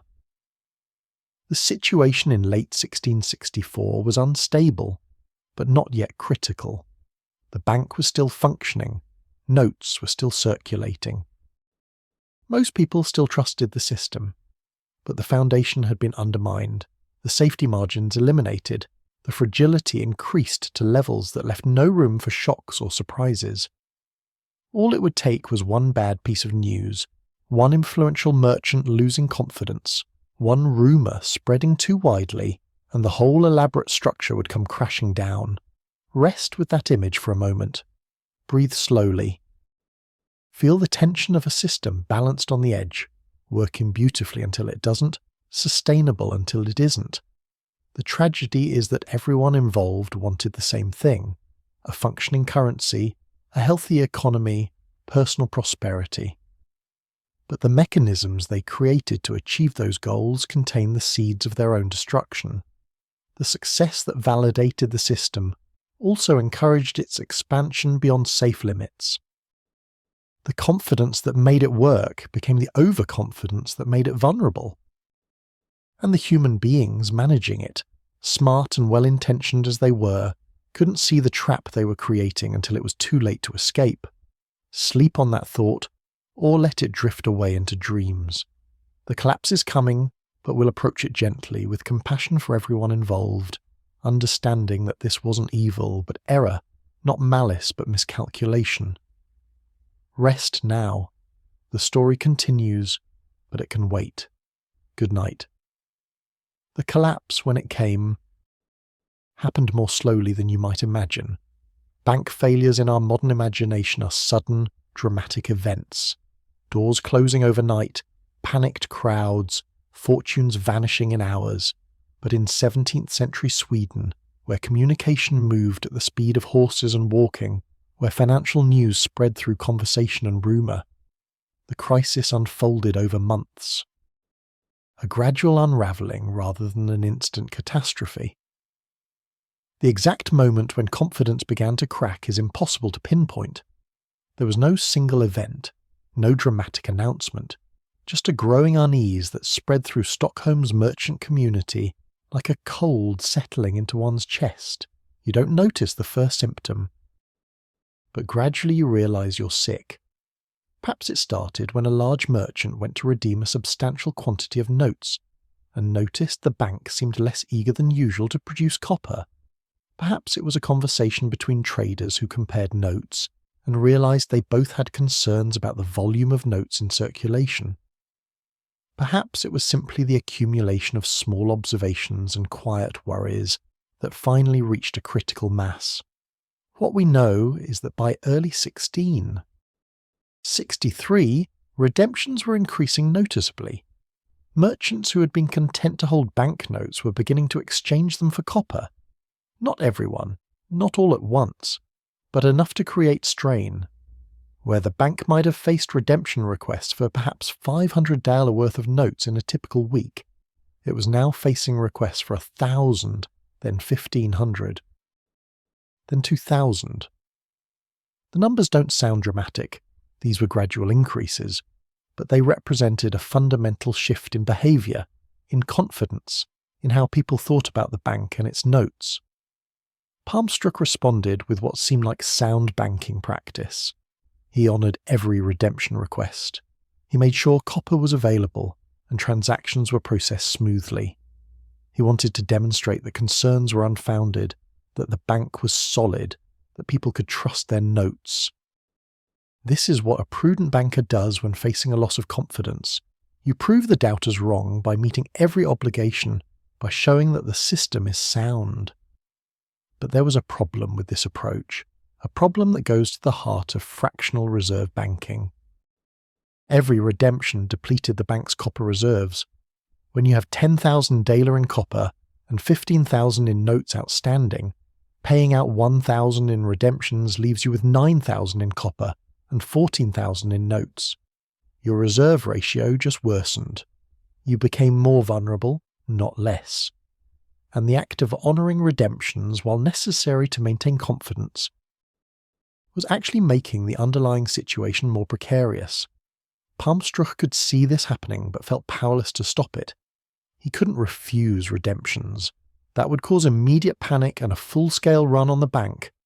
He couldn't publicly admit the reserves were insufficient, same result. He couldn't recall the loans he'd made, especially the large loans to the government, because those borrowers couldn't pay quickly even if they wanted to. He was trapped by the logic of the situation, forced to continue down a path he knew led to disaster but unable to find an exit. Let your breathing slow as we consider what this must have felt like. Imagine being Palmstruch in those months, watching the reserves dwindle, knowing the mathematics didn't work, unable to admit the truth or find a solution. Waking each morning wondering if this would be the day panic struck, going through the motions of confidence while feeling the ground shifting beneath you. It must have been exhausting, terrifying, isolating. He couldn't confide in anyone without risking immediate collapse. He had to maintain a facade of calm competence while watching his creation, his innovation, his legacy unravel. The crisis deepened through the spring and summer of 1663. More merchants redeemed notes. The copper reserves fell further. Palmstruch tried various measures to slow the bleeding. He made it slightly more difficult to redeem large quantities of notes, not refusing, just adding administrative steps that slowed the process, hoping to discourage casual redemptions. He tried to borrow copper from various sources to replenish reserves. He appealed to the government to repay some of its loans. Nothing worked adequately. The fundamental problem, too many notes backed by too little copper, couldn't be solved by delays or temporary measures. By autumn 1663, the situation had become critical. The bank's copper reserves had fallen to perhaps 6,000 or 7,000 daler, but 20,000 or more in notes were still circulating. The ratio had become impossible. If even a third of note holders tried to redeem simultaneously, the bank would fail. And people were beginning to realize this. The whispers had become open conversation. Merchants were advising each other to redeem notes while they still could. The careful conservative merchants who had been first to worry were being proven right, and their vindication encouraged others to follow their example. The government finally took notice. Officials questioned Palmstruch about the bank's condition. He admitted, probably with relief at finally being able to share the burden, that the situation was dire. The note issue had expanded beyond what reserves could support. Redemptions were depleting copper faster than it could be replenished. Without intervention, the bank would fail, and all note holders would lose their wealth. This was not just Palmstruch's problem, it was a national crisis. Thousands of Swedes held these notes, had accepted them in payment, had trusted in the system. Their wealth was at stake. The response from government officials was anger mixed with alarm. Palmstruch had been granted a privilege, the right to operate a bank to issue notes, and he had abused it. He had issued far more notes than was prudent. He had made risky loans, particularly to the government itself, which created conflicts of interest. He had prioritized profit over safety. And now the public would suffer. This was betrayal of trust, mismanagement of a public responsibility, perhaps even fraud. But anger didn't solve the immediate problem. The bank was failing, and something had to be done. The government could try to bail out the bank, providing copper to meet redemptions, but this would be enormously expensive and would reward Palmstruch's recklessness. Or it could let the bank fail, but this would harm thousands of innocent note holders and would undermine confidence in Swedish finance for years. There were no good options, only choices about who would bear the losses and how the damage would be distributed. The government chose a middle path. It would provide some support to help the bank meet redemptions, but it would also hold Palmstruch accountable. He would be arrested and tried for his mismanagement. The bank would be placed under government supervision. Efforts would be made to recover value from the bank's assets, the loans it had made, to partially repay note holders. But full redemption of all notes would not be possible. Losses were inevitable. The only question was how to distribute them as fairly as possible. Palmstruch was arrested in December 1663. Imagine that moment. The man who had created Europe's first paper money, who had revolutionized Swedish commerce, who had been celebrated as an innovator just months earlier, now being taken into custody, accused of crimes, facing possible execution. The reversal was complete and cruel. Everything he had built, every success he had achieved was tainted by the failure. He would be remembered not as the inventor of paper money, but as the banker who betrayed public trust. The trial began in early 1664 and stretched across months. The proceedings were meticulous, examining the bank's records, interviewing witnesses, trying to establish exactly what Palmstruch had done and whether it constituted criminal conduct. The evidence was clear that he had issued notes far beyond what prudence would allow, that he had made loans to the government that were essentially unsecured, that he had continued expanding the note issue even when the dangers were apparent. But was this criminal, or was it simply bad judgment? Excessive optimism, a business failure rather than a legal crime. The distinction mattered enormously. If it was criminal fraud, Palmstruch faced death, the penalty for major financial crimes in 17th century Sweden. If it was merely incompetence, perhaps imprisonment or fines would suffice. The prosecutors argued for fraud, claiming Palmstruch had knowingly deceived note holders about the backing for their notes. Palmstruch's defence argued he had made errors of judgment, but had never intended to defraud anyone, had genuinely believed the system would work. Take a moment to breathe and consider the complexity here.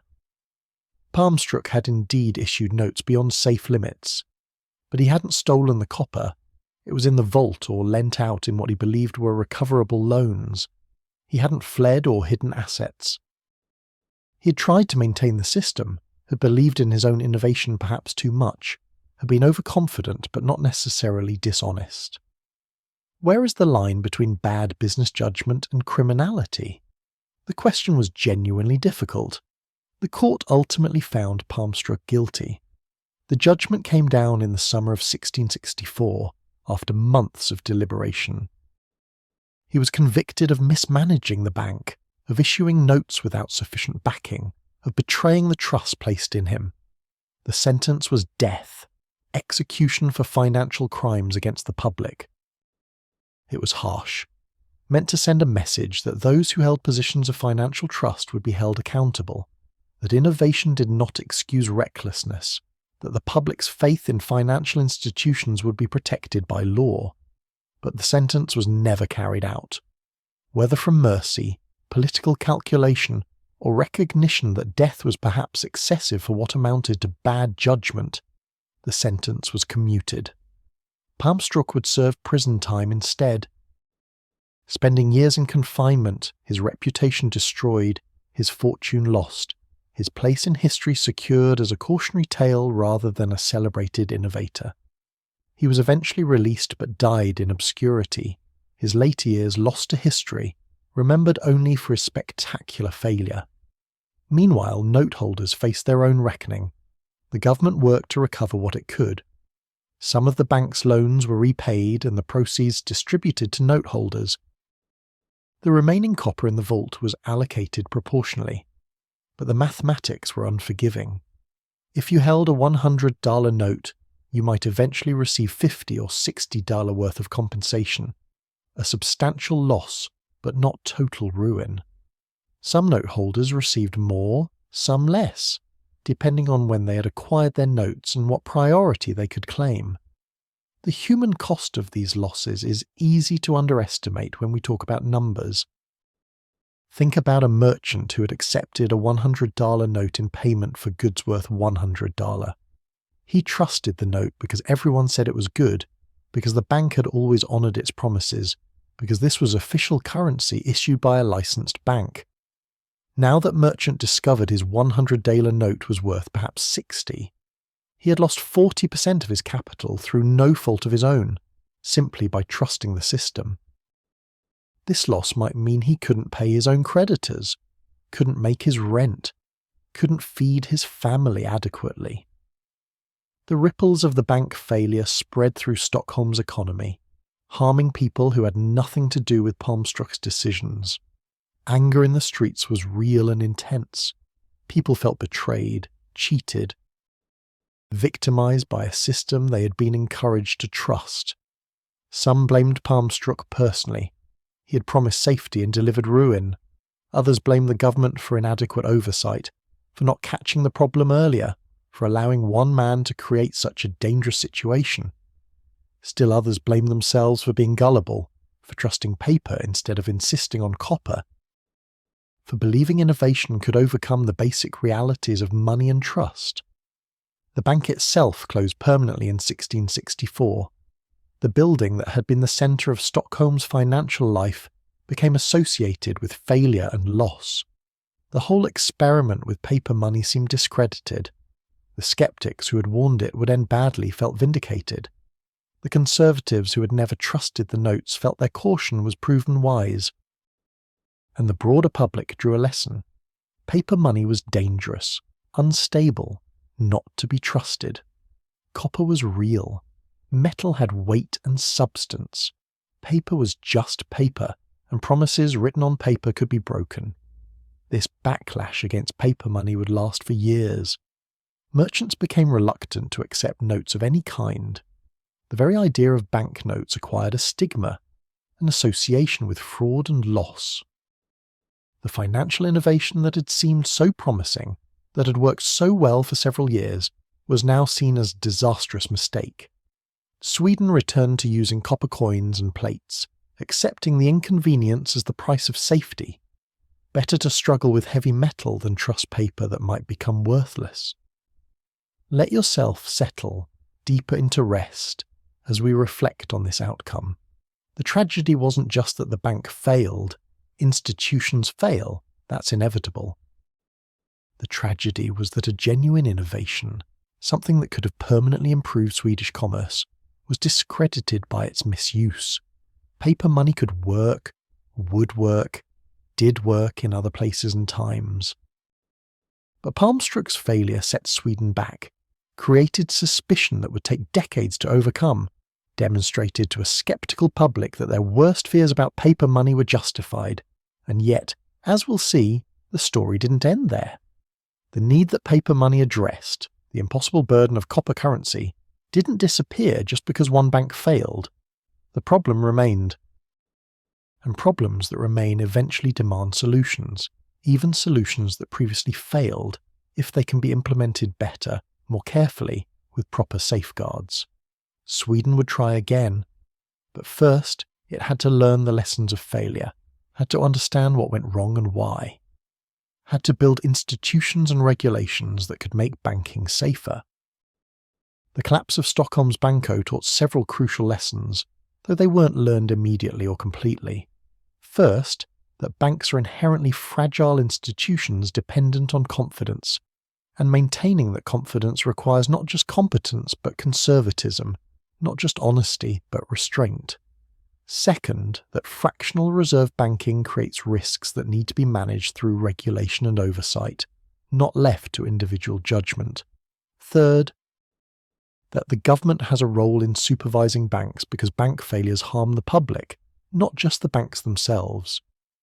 These lessons seem obvious now, but in 1664 they were new, learned through painful experience. Banking regulation, deposit insurance, central bank supervision, all the institutions we now take for granted as necessary parts of a stable financial system didn't exist yet. They would be created gradually over the following centuries, each financial crisis teaching new lessons, each failure leading to new safeguards. Palmstruch's failure was an early chapter in that long education. For Palmstruch himself sitting in prison, the lessons must have been bitter. He'd seen the potential of paper money, had created something genuinely revolutionary, had succeeded brilliantly for several years. But he had lacked the restraint to keep success from becoming excess, had been unable to resist the temptations that success created, had destroyed through overreach what he had built through innovation. His tragedy was not that he was evil or stupid, but that he was human, ambitious, optimistic, susceptible to pressure, unable to see clearly the trap he was creating until it was too late. Think about the note holders too, the thousands of ordinary Swedes who lost wealth in the collapse. They had done nothing wrong except trust what seemed trustworthy, accept what seemed acceptable, believe what seemed believable. The system had worked for years. Smart people endorsed it. The government had licensed it. Every indication suggested it was safe, and then it wasn't, and they suffered for trusting something that seemed deserving of trust. Their experience created a legacy of caution, a wariness about financial innovation that would shape Swedish attitudes for generations. And think about the government officials who had to navigate this crisis. They hadn't created the problem but had to solve it. They faced angry citizens, depleted resources, no good options. They tried to balance justice, punishing Palmstruch with practicality, recovering what could be recovered for note holders. They made imperfect decisions in difficult circumstances, did the best they could with limited tools and understanding. Their experience would inform how future crises were handled, how banks were regulated, how financial innovation was supervised. The story of Stockholms Banco's collapse is ultimately a human story, not just a financial one. It's about ambition and failure, innovation and excess, trust and betrayal. It's about how people respond to opportunity and how they cope with loss. It's about systems that depend on human judgment and human nature, with all its strengths and weaknesses. And it's a reminder that financial history isn't just numbers and policies, but lived experience. Real people facing real consequences, trying to navigate a world they imperfectly understand. Rest with these thoughts, or let them drift away. The bank failed, Palmstruch fell, note holders lost, Sweden learned. The immediate crisis passed, as crises do. Life continued, commerce continued, though more awkwardly, with only copper to facilitate it. And eventually, slowly, people began to wonder if there might be a way to make paper money work, if the idea could be salvaged from the wreckage, if the lessons of failure could inform a better attempt. That possibility, that hope for a better version of the same innovation, is where we'll turn next. But for now, breathe slowly. Feel your own safety, your own distance from these long-ago losses.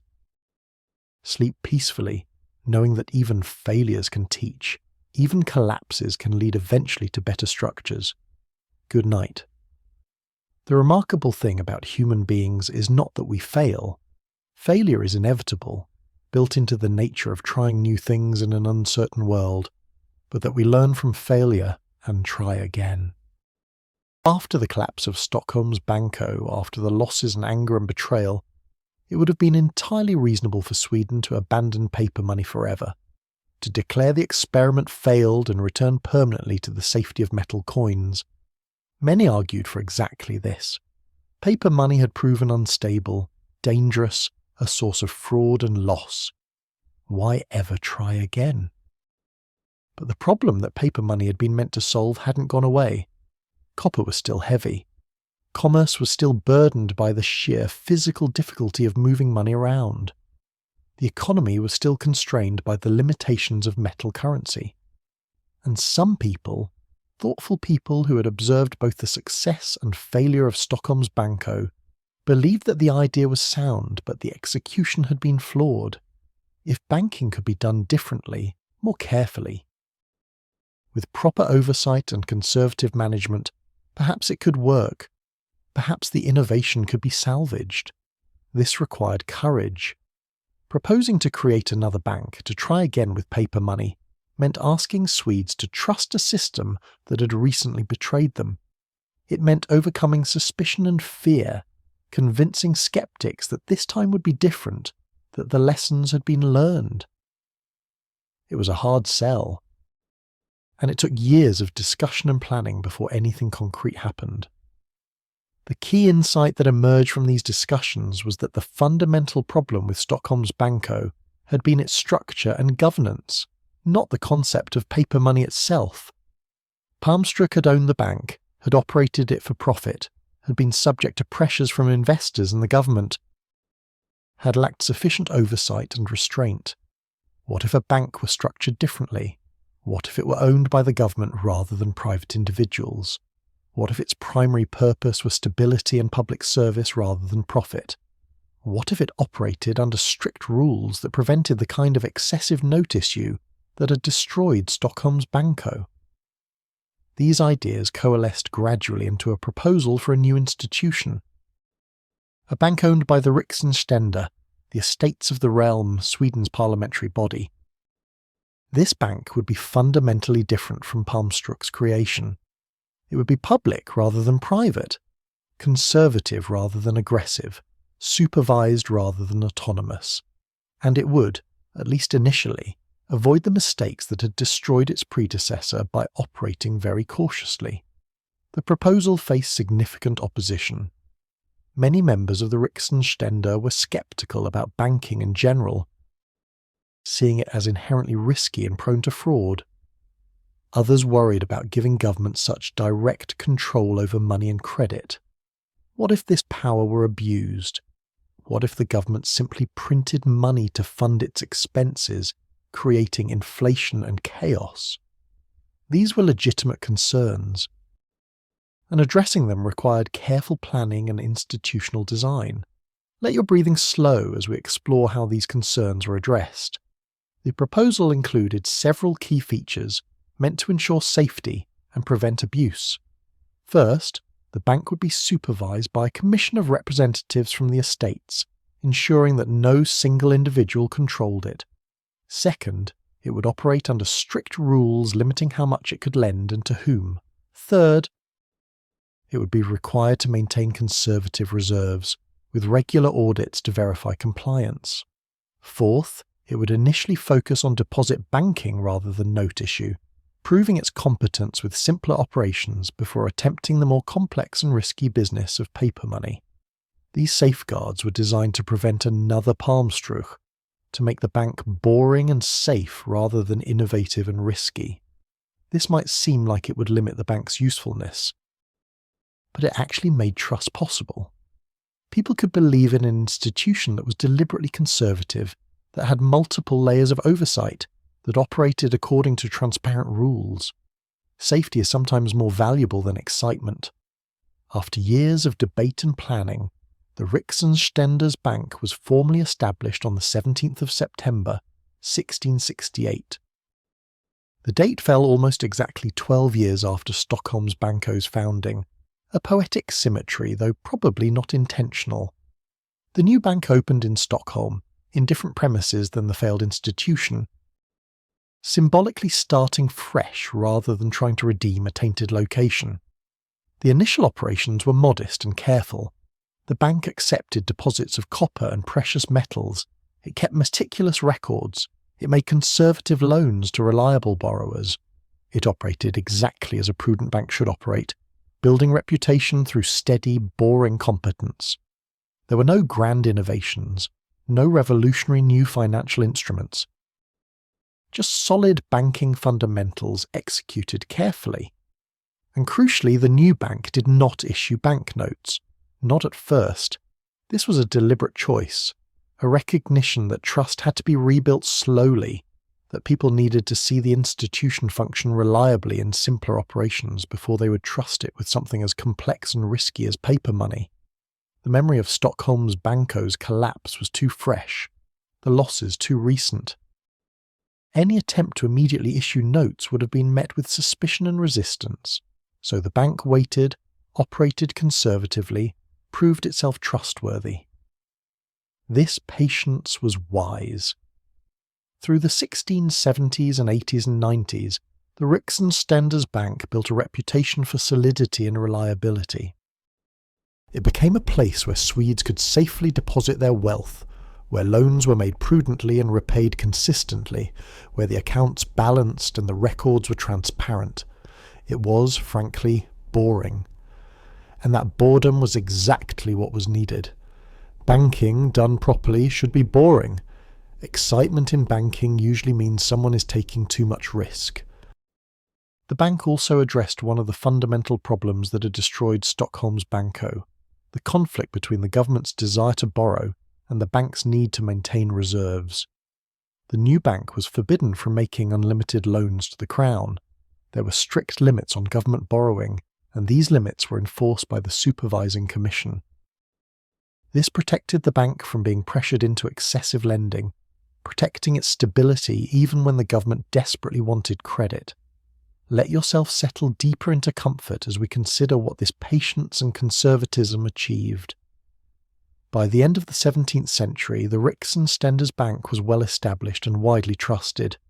It had survived economic fluctuations and political changes. It had proven that a bank could operate safely and reliably over decades. The foundation for trying something more ambitious had been laid. In 1701, more than 30 years after the bank's founding, and nearly 40 years after Stockholms Banco's collapse, the Riksdagens Bank finally began issuing banknotes again. This decision was made carefully, with extensive debate and planning. The notes would be issued conservatively, with strict backing requirements. They would be carefully designed to prevent counterfeiting. And they would be introduced gradually, watching for any signs of problems, ready to pull back if confidence wavered. The reintroduction was successful precisely because it was done so carefully. People trusted the Riksdagens Bank in a way they had never quite trusted Stockholms Banco, even at its height. This bank had decades of reliable operation behind it. It was owned by the estates, supervised by representatives of the people. It operated under clear rules that were publicly known and enforced, and it had shown no inclination toward the kind of aggressive expansion that had destroyed Palmstruch's creation. The new banknotes were similar in concept to Palmstruch's kreditivsedlar, but different in crucial details. They were more carefully designed with better anti-counterfeiting measures. They came in conservative denominations, avoiding very large notes that might encourage excessive accumulation. They were backed by more substantial reserves. The bank maintained much higher ratios of metal to notes than Palmstruch had. And perhaps most importantly, they were issued by an institution that had proven it could say no, that could resist pressures to overexpand, that valued stability over profit. These notes circulated successfully, gradually becoming accepted as a normal part of Swedish commerce. The convenience that had made Palmstruch's notes popular was equally apparent with these new notes. Paper was still much easier to use than heavy copper. But this time, the system was sustainable. The bank didn't overissue. It didn't make risky loans to fund excessive note creation. It operated within its means, maintaining the conservative ratios and careful management that had characterized its first 3 decades. The contrast between the two banks is instructive. Stockholms Banco had been innovative and aggressive, achieving remarkable things quickly but containing the seeds of its own destruction.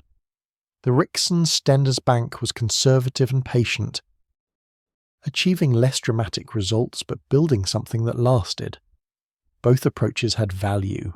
Innovation drives progress, while conservatism provides stability. The ideal is probably some combination: enough innovation to solve problems and create opportunities, enough conservatism to ensure sustainability and prevent disaster. What made the second attempt at banking succeed where the first failed? Several factors were crucial. First, the organizational structure.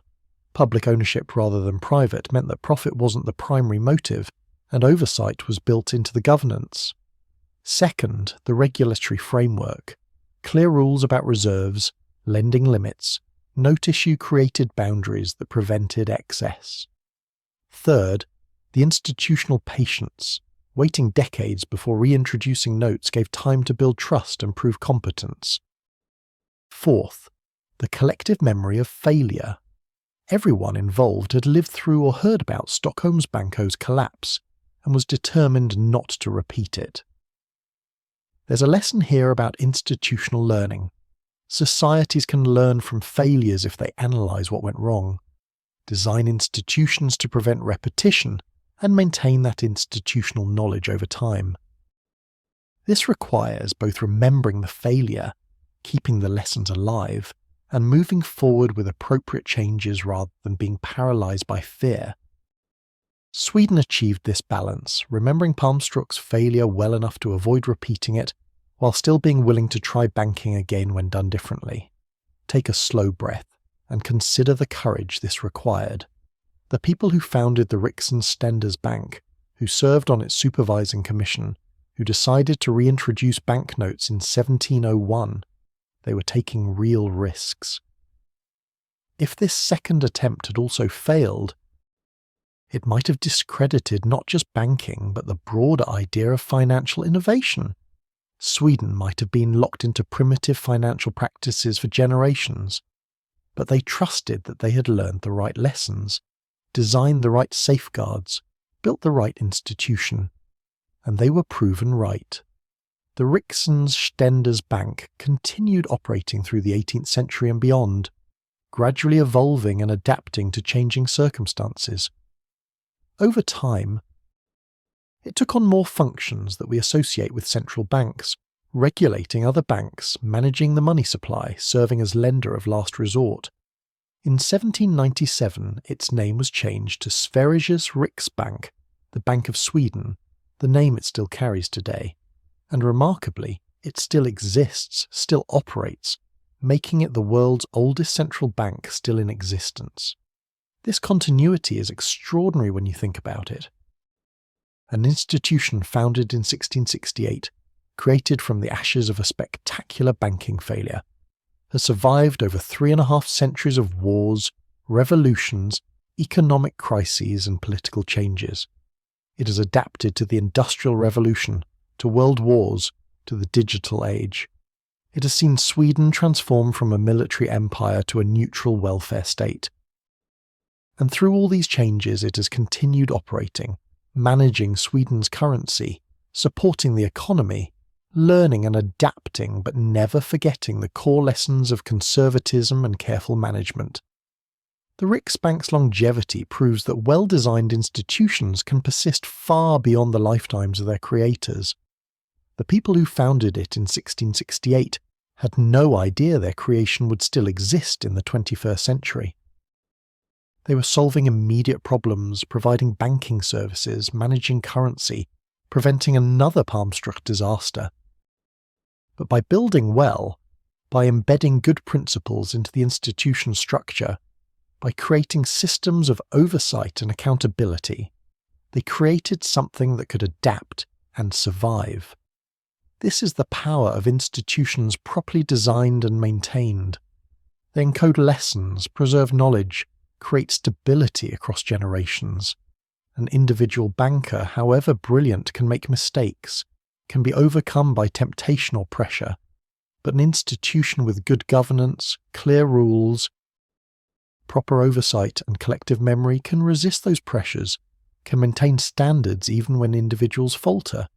This is why institutional design matters so much, why the structure and governance of banks and other financial institutions deserve such careful attention.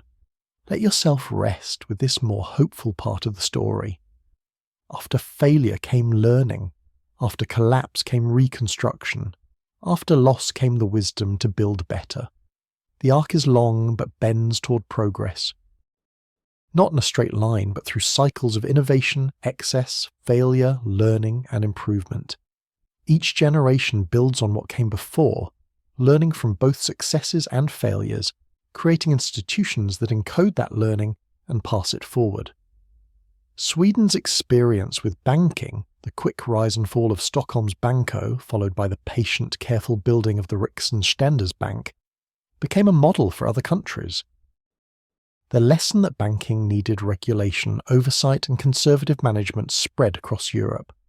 Other nations creating central banks looked to Sweden's example, learning from both its failure and its recovery.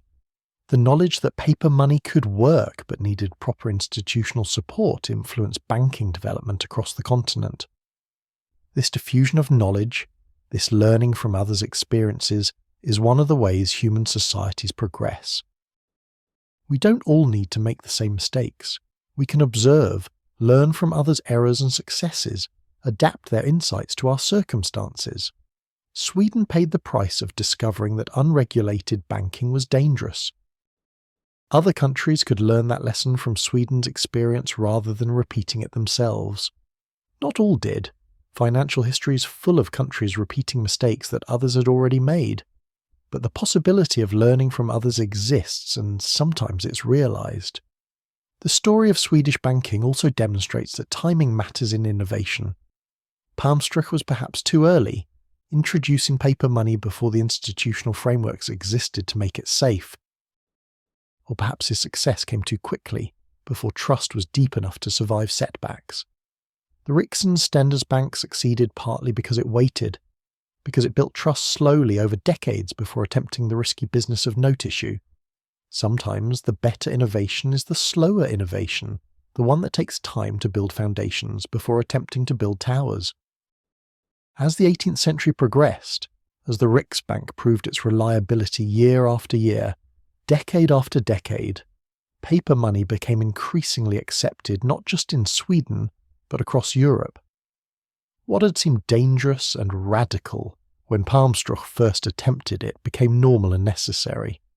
Banks in other countries issued notes. Governments began issuing paper currency directly. The gold standard emerged, linking paper money to gold reserves, providing backing while preserving the convenience of paper. The financial infrastructure of the modern world was taking shape, and Sweden's early experiments, both the failure and the success, were part of that foundation.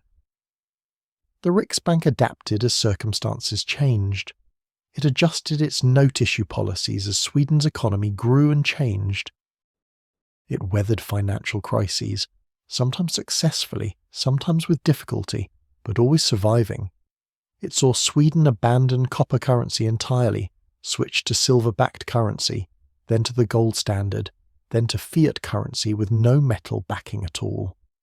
Through all these transformations, the institution persisted, proving that organizations built on sound principles can adapt to changing circumstances while maintaining their core purposes. Today, the Sveriges Riksbank is a modern central bank, very different in its operations from the institution founded in 1668, yet recognizably descended from it. It manages monetary policy, sets interest rates, supervises the Swedish financial system. It has joined the digital age, dealing with electronic money and contemplating digital currencies. But it still carries the lessons of its founding, the importance of conservative management, the need for public trust, the dangers of excess, and the value of prudence. Those lessons, learned through the failure of Stockholms Banco and embedded in the Riksbank's creation, remain relevant more than 3 centuries later. Rest with the knowledge that wisdom can emerge from failure, that institutions can learn and persist, that patient building creates more lasting results than dramatic innovation. The story arc from Palmstruch's overreach to the Riksbank's longevity is one of maturation, of learning to balance innovation with prudence, ambition with caution, speed with sustainability. It's a hopeful story, ultimately, showing that humans can learn from mistakes, can build better on the ruins of failure, can create institutions that serve generations not yet born. Sleep on that thought, and let it comfort you. The long view shows progress even through failure. Good night. Sweden's experience with paper money, both the dramatic failure and the careful success, did not remain isolated or unknown. Financial innovations, like all innovations, tend to spread, particularly when they address common problems. And the problem of unwieldy metal currency was not unique to Sweden. Every commercial nation in Europe struggled with the physical limitations of using gold, silver, and copper as money. The amounts needed for large transactions were heavy and risky to transport. The costs of moving money around constrained trade. The opportunity that paper money represented, convenience without weight, portability without risk, was obvious to anyone who thought about it. But the risks were equally obvious, especially after Stockholms Banco's collapse. That failure had been well publicised, discussed in financial circles across Europe. Merchants in Amsterdam and London and Paris knew what had happened in Stockholm. They understood that paper money could fail catastrophically, that trust once broken was hard to restore, that innovation without proper safeguards led to disaster. This knowledge made other countries more cautious, but it didn't stop them from trying. It just made them think more carefully about how to do it safely. England was already developing banking practices that would lead inevitably toward paper money even before Sweden's experiments. London's goldsmiths, as we mentioned earlier, had been issuing receipts for gold deposits that circulated informally as a kind of proto-money. These weren't official currency, weren't backed by government authority, but they worked in practice because people trusted the goldsmiths and found the receipts convenient. The transition from goldsmith receipts to proper banknotes was gradual and almost inevitable. The Bank of England was founded in 1694. 26 years after the Stender's Bank and 30 years after Stockholms Banco's collapse. The timing was not coincidental. England needed to finance expensive wars against France, and traditional methods of raising money, taxes and borrowing from wealthy individuals were insufficient. The government needed access to credit on a larger scale, needed an institution that could mobilize capital efficiently. A bank could do this, could gather deposits from many sources and lend them to the Crown, earning profit from the interest while serving national interests. The Bank of England's charter gave it the right to issue banknotes, and it began doing so almost immediately. These notes were similar in concept to what Palmstruch and later the Riksbank had created. Paper claims representing deposits of gold or silver, circulating as payment, redeemable on demand for precious metal. But the Bank of England had several advantages that made its notes more likely to succeed. First, it was chartered by Parliament and had government backing, giving it authority and credibility. Second, it operated in London, the largest commercial centre in Europe, where sophisticated merchants understood banking and could evaluate its soundness. Third, it learned from others' experiences, including Sweden's, and operated with appropriate caution. The Bank of England's notes gained acceptance gradually but steadily through the late 1690s and early 1700s. They proved convenient for large transactions among London merchants and bankers. They facilitated government finance, allowing the Crown to borrow more easily and cheaply than before, and they demonstrated that paper money could work in a major economy if properly managed. The Bank of England would become one of the world's most important financial institutions, and its banknotes would evolve into the pound sterling notes still used today, though now without gold backing. But not every experiment with paper money succeeded. Let your breathing slow as we turn to France, and one of the most spectacular financial disasters in history, a cautionary tale that rivals even Stockholms Banco's collapse in its drama and consequences. France in the early 1700s faced severe financial problems. Decades of war under King Louis XIV had drained the treasury. The French government was deeply in debt, struggling to pay interest on existing loans, unable to borrow more on reasonable terms. The economic system seemed stuck, burdened by debt and inefficient institutions, unable to generate the growth that might have eased the fiscal crisis. France needed innovative solutions, and it found one in a charismatic Scottish financier named John Law. John Law was brilliant, persuasive, and thoroughly convinced of his own theories about money and banking.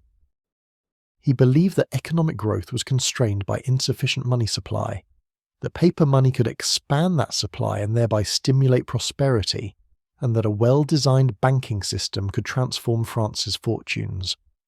He proposed creating a bank that would issue paper money, use that money to retire government debt, and stimulate economic activity through expanded credit. It was an ambitious vision, and the French regent, the king, was a minor. So the regent ruled, was desperate enough to give Law a chance. Law's bank, the Banque Générale, was established in 1616. It issued notes that could be used to pay taxes, giving them official status and credibility. The notes circulated successfully at first, and Law's reputation grew. He expanded his ambitions, merging his bank with the French East India Company, and creating a vast enterprise that combined banking, trade, and colonial development. This became known as the Mississippi Company, because it included rights to develop France's Louisiana Territory in North America. Law promoted shares in the Mississippi Company as investments that would yield enormous profits from colonial trade and development. He issued paper money to finance the company's operations and to allow people to buy shares. The whole scheme was interconnected. The bank issued money, the money bought shares, the shares were supposed to generate profits from colonial trade, the profits would validate the share prices, and everything would spiral upward in a virtuous cycle of prosperity. For a while, it worked spectacularly. Share prices in the Mississippi Company rose dramatically through 1719 and early 1720. Fortunes were made on paper. People of all classes invested, hoping to get rich. The term, quote, "for" was coined during this period to describe the new wealthy created by the share price explosion. Paris was gripped by speculation fever, by belief that Law's system had discovered the secret to unlimited prosperity. The future seemed boundless. But the system rested on foundations that were fundamentally unsound. The colonial trade that was supposed to generate profits was mostly imaginary. Louisiana was mostly wilderness, with minimal development and little immediate commercial value. The share prices weren't based on real earnings, but on speculation and hope, and Law had printed far more paper money than could possibly be backed by precious metal or real economic value. The whole elaborate structure was built on promises and optimism rather than solid assets. The collapse, when it came in 1720, was swift and devastating. Investors began to doubt the share prices, began to try to sell. As selling pressure increased, prices fell. As prices fell, panic spread. People who had been wealthy on paper discovered their wealth evaporating. They tried to redeem paper money for gold or silver, but Law's bank didn't have nearly enough metal to meet redemption demands. The bank failed. The Mississippi Company's shares became nearly worthless. Fortunes vanished. People who had invested their life savings were ruined. The French public's reaction was fury and betrayal. Law fled France, narrowly escaping violence, living the rest of his life in exile. His name became synonymous with financial fraud and delusion. Paper money was discredited in France for generations. The French wouldn't try a major paper money system again until the French Revolution, and even then it ended in disaster with the hyperinflation of the assignats. The Mississippi Bubble, as it came to be called, stood as perhaps the clearest example of how paper money could go catastrophically wrong when divorced from reality and proper restraint. Let yourself rest for a moment with these contrasting examples. The Bank of England succeeding through conservative management and government backing. John Law's system failing through excessive ambition and insufficient backing. The difference wasn't in the concept of paper money itself, but in how it was implemented, how it was managed, what safeguards existed, what discipline constrained its issue. The same tool could produce very different outcomes depending on the wisdom and restraint of those wielding it. Across the Atlantic in Britain's American colonies, paper money experiments were proliferating through the 1700s with mixed results. The colonies faced a chronic shortage of gold and silver coin. Precious metals tended to flow back to Britain to pay for imported goods, leaving the colonies with insufficient currency for their growing economies. This created genuine hardship and constrained economic development. Paper money seemed like an obvious solution. Massachusetts was the first colony to issue paper money, beginning in 1690. The notes were created to pay soldiers who had fought in a war against French Canada. The government simply printed paper certificates, promised they could be used to pay taxes, and handed them to the soldiers as payment. This was revolutionary, creating money by government fiat, backed not by gold or silver, but by the government's promise to accept the notes for tax payments and eventually redeem them. The Massachusetts notes worked, at least initially. Soldiers accepted them because they could use them to pay taxes. Merchants accepted them because they knew others would accept them. The convenience was enormous compared to the shortage of coin.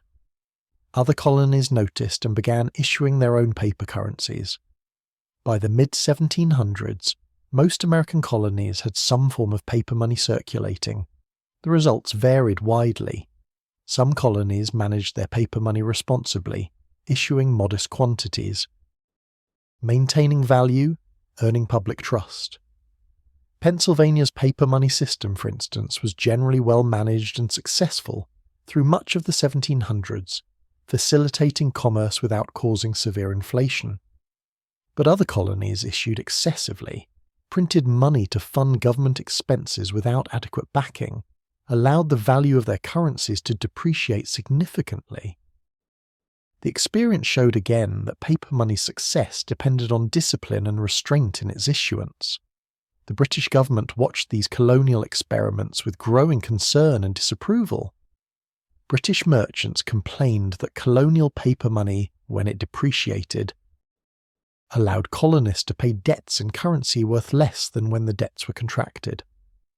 The Currency Acts of the 1760s restricted the colony's ability to issue paper money and required that British debts be paid in gold or silver. These restrictions were among the grievances that contributed to colonial discontent and eventually to the American Revolution. When the Revolution came, the Continental Congress faced the same problem that had driven colonial paper money in the first place: how to finance a war without adequate gold or silver. The solution was to print paper money, the famous continental currency. "Not worth a continental" became a saying because these notes depreciated catastrophically due to massive overissue. By the end of the Revolution, continentals were essentially worthless, destroyed by inflation that made the Mississippi bubble look restrained by comparison. This failure poisoned American attitudes toward paper money for decades and influenced the US. Constitution's provisions giving Congress the power to coin money, but saying nothing explicit about paper currency. Take a slow breath and consider the pattern emerging across these examples. Paper money worked when issued conservatively by trusted institutions with proper backing: the Bank of England, the Riksbank, some colonial currencies. It failed when issued excessively by desperate governments or overconfident speculators: Law's system, the continental currency. Poorly managed colonial currencies. The difference was governance, discipline, the institutional frameworks that controlled how much money was created and what backed it. Through the 1700s and into the 1800s, paper money gradually became more accepted and common across Europe and America despite these failures. The convenience was too great to ignore, the benefits to commerce too significant to abandon. But the acceptance came with important evolution in how paper money worked and what backed it. The gold standard emerged as a framework for making paper money more trustworthy and stable. Under the gold standard, governments or central banks issued paper money, but promised to redeem it for gold at a fixed rate. You could, in theory, take your paper money to the bank and receive a specific amount of gold in exchange. This promise meant the amount of paper money in circulation was limited by the amount of gold reserves held by the issuing institution. It created discipline, prevented excessive printing, gave the paper currency tangible backing that people could understand and trust. Britain formally adopted the gold standard in 1816, though it had been moving in that direction for decades. The pound sterling was defined as a specific weight of gold, and Bank of England notes were promises to pay that amount of gold. Other countries followed over the following decades. By the late 1800s, most major economies operated on some version of the gold standard, with paper money circulating but backed by, and convertible to gold. This system represented a middle ground between the pure commodity money of gold coins and the pure fiat money of unbacked paper. It preserved the convenience of paper while maintaining a link to precious metal that provided backing and constrained supply. It wasn't perfect. It limited the money supply in ways that could constrain economic growth, and it made countries vulnerable to gold shortages, but it provided stability and trust that allowed international trade to flourish. The spread of paper money enabled economic growth in ways that are easy to underestimate. When transactions became easier, trade increased. When merchants didn't need to transport heavy metal, they could engage in commerce over longer distances with less risk and cost. When banks could create credit through fractional reserve banking backed by paper money, entrepreneurs could borrow to start businesses or expand operations. the financial infrastructure became more sophisticated, more efficient, better able to channel savings toward productive investment.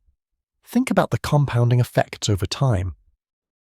A merchant in London in 1800 could conduct business with a merchant in Amsterdam by issuing bills of exchange backed by bank deposits, represented by paper notes, settling accounts through bank transfers without gold ever moving between the cities. This was infinitely more efficient than physically shipping gold, and it allowed trade to expand far beyond what would have been possible with metal money alone. Multiply this efficiency across thousands of transactions across decades, and you get substantial economic growth that wouldn't have happened otherwise. Paper money also democratized finance to some degree. When money was gold or silver, only the wealthy could participate in large transactions and complex finance. But paper money, being more divisible and easier to use in small denominations, made financial transactions accessible to more people. Small savers could hold bank deposits. Modest entrepreneurs could access credit. The financial system became less exclusively the domain of the wealthy and more available to the emerging middle classes. But the tension between convenience and trust that had characterized paper money from the beginning never fully disappeared. Every financial crisis raised doubts about paper money's soundness. Every bank failure reminded people that paper was only valuable as long as the institution behind it remained solvent. Every episode of inflation demonstrated that paper money's value could erode in ways that gold's could not. The convenience was undeniable, but so was the need for constant vigilance, for regulation, for institutional safeguards that maintained trust. The evolution from Palmstruch's first banknotes to the sophisticated financial systems of the 19 and 2000s involved countless experiments, successes, and failures. Each country's experience was unique, shaped by its institutions, history, and circumstances. But certain lessons emerged consistently. Paper money needed backing, whether by precious metal or by the credibility of the issuing government. It needed restraint in issuance, discipline that prevented excessive printing. It needed trusted institutions to manage it, institutions with proper governance and accountability. And it needed legal frameworks that protected against fraud and provided recourse when things went wrong. Let your mind drift across the centuries, seeing how this innovation spread and evolved. From Stockholm to London to Paris to Philadelphia, the idea propagated, adapted, sometimes failed spectacularly, but ultimately succeeded in transforming how humans thought about and used money. What had seemed radical and dangerous when Palmstruch first tried it became normal and necessary. The paper in your wallet today, or the digital numbers in your bank account that are descended from paper money, are the result of centuries of experimentation and institutional development that began with Sweden's accidental invention. The ultimate evolution, of course, was the complete abandonment of precious metal backing in the 20th century.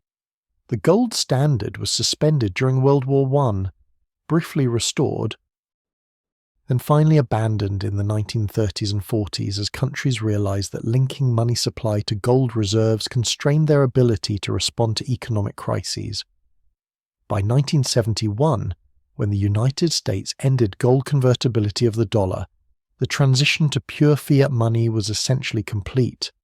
Modern money is backed by nothing but trust in the government that issues it, by faith in the economic system it represents, by collective agreement that these pieces of paper or digital records have value. This is simultaneously more fragile and more flexible than gold-backed money. More fragile because it depends entirely on maintaining trust, with no tangible backing if that trust fails. More flexible because governments can adjust money supply as needed for economic management. Not constrained by gold reserves, it's the culmination of the transformation that began when Palmstruch printed those first kreditivsedlar, the complete separation of money from physical substance, the pure expression of money as social agreement rather than material value. And now, in our own time, we're seeing further evolution. Cryptocurrencies claim to create money without government backing, using cryptography and distributed ledgers instead of central banks. Central bank digital currencies explore how governments might issue money directly in digital form. The debates about these innovations echo the debates about Palmstruch's notes. Are they sound or dangerous, innovative or reckless, the future or a disaster waiting to happen? We don't know yet. The experiments are ongoing.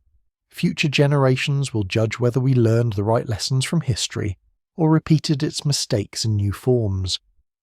Rest with the knowledge that money, that thing we often think of as solid and permanent, has always been evolving, has always been partly invention and partly agreement, partly trust and partly technique.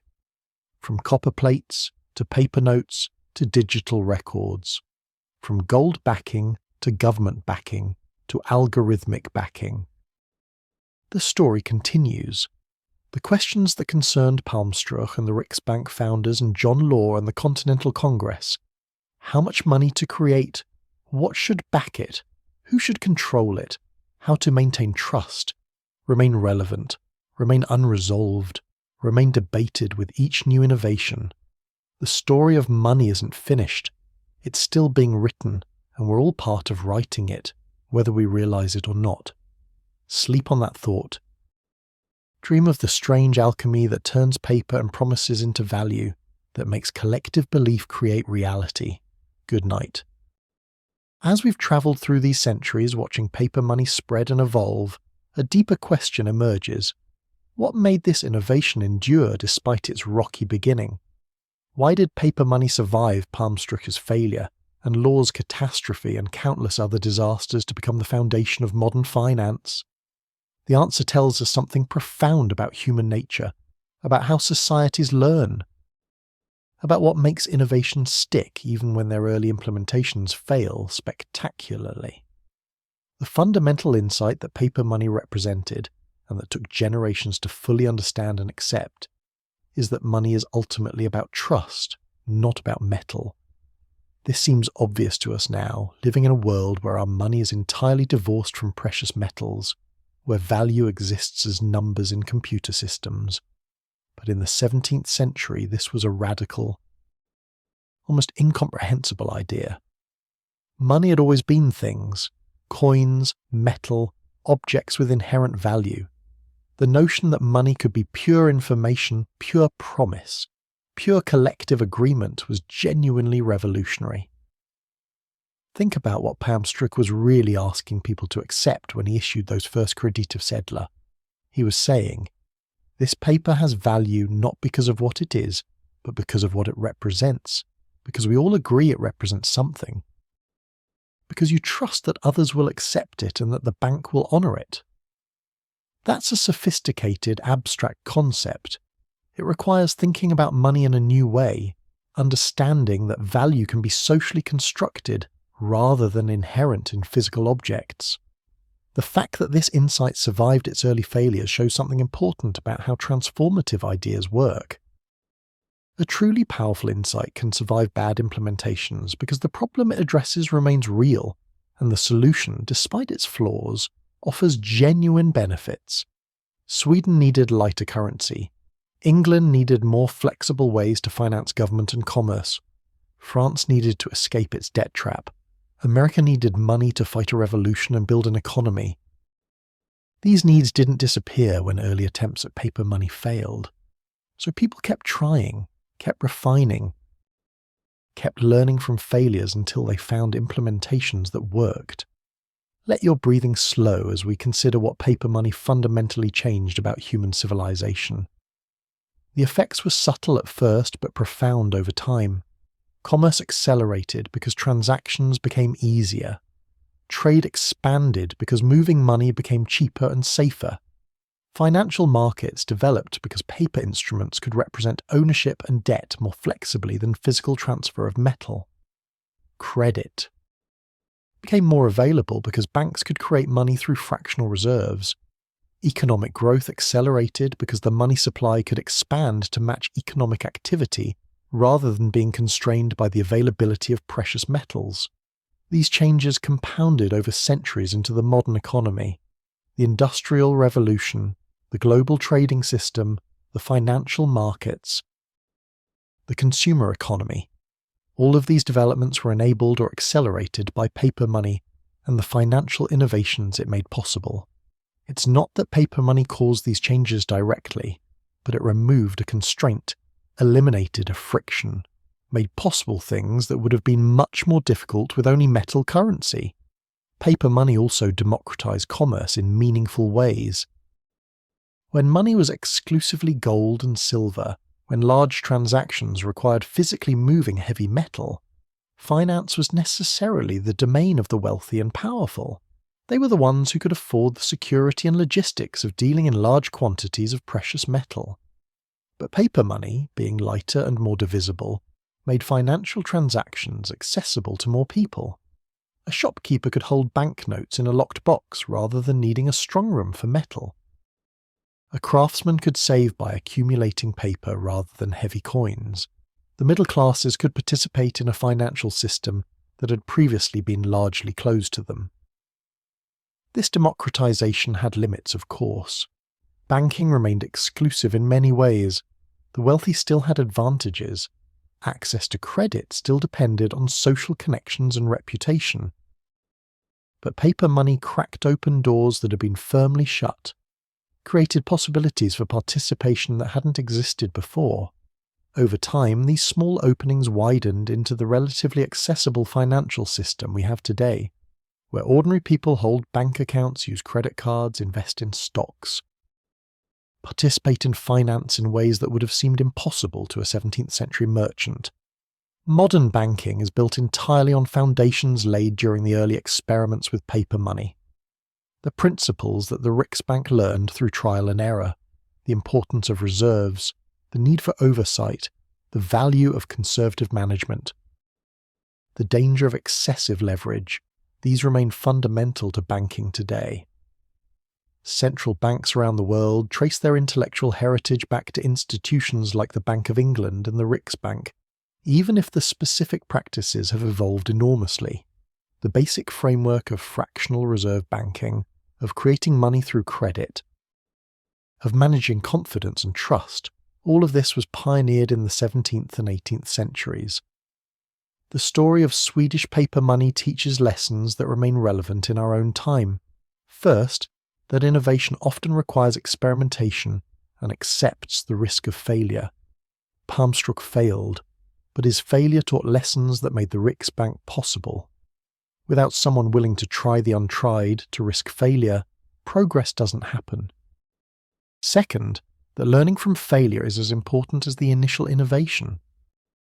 The Riksbank succeeded because Sweden learned from Palmstruch's mistakes, designed better institutions, operated more conservatively. The capacity to learn, to analyse what went wrong and do better next time, determines whether failure leads to progress or just to abandonment of promising ideas. Third, the balance between innovation and stability is crucial and difficult. Too much innovation without adequate safeguards leads to disasters like Stockholms Banco and the Mississippi bubble. Too much conservatism prevents beneficial change and leaves problems unsolved. Finding the right balance, enough innovation to solve real problems, enough conservatism to prevent disaster, requires wisdom and humility that are rare and precious. Fourth, that institutions matter enormously.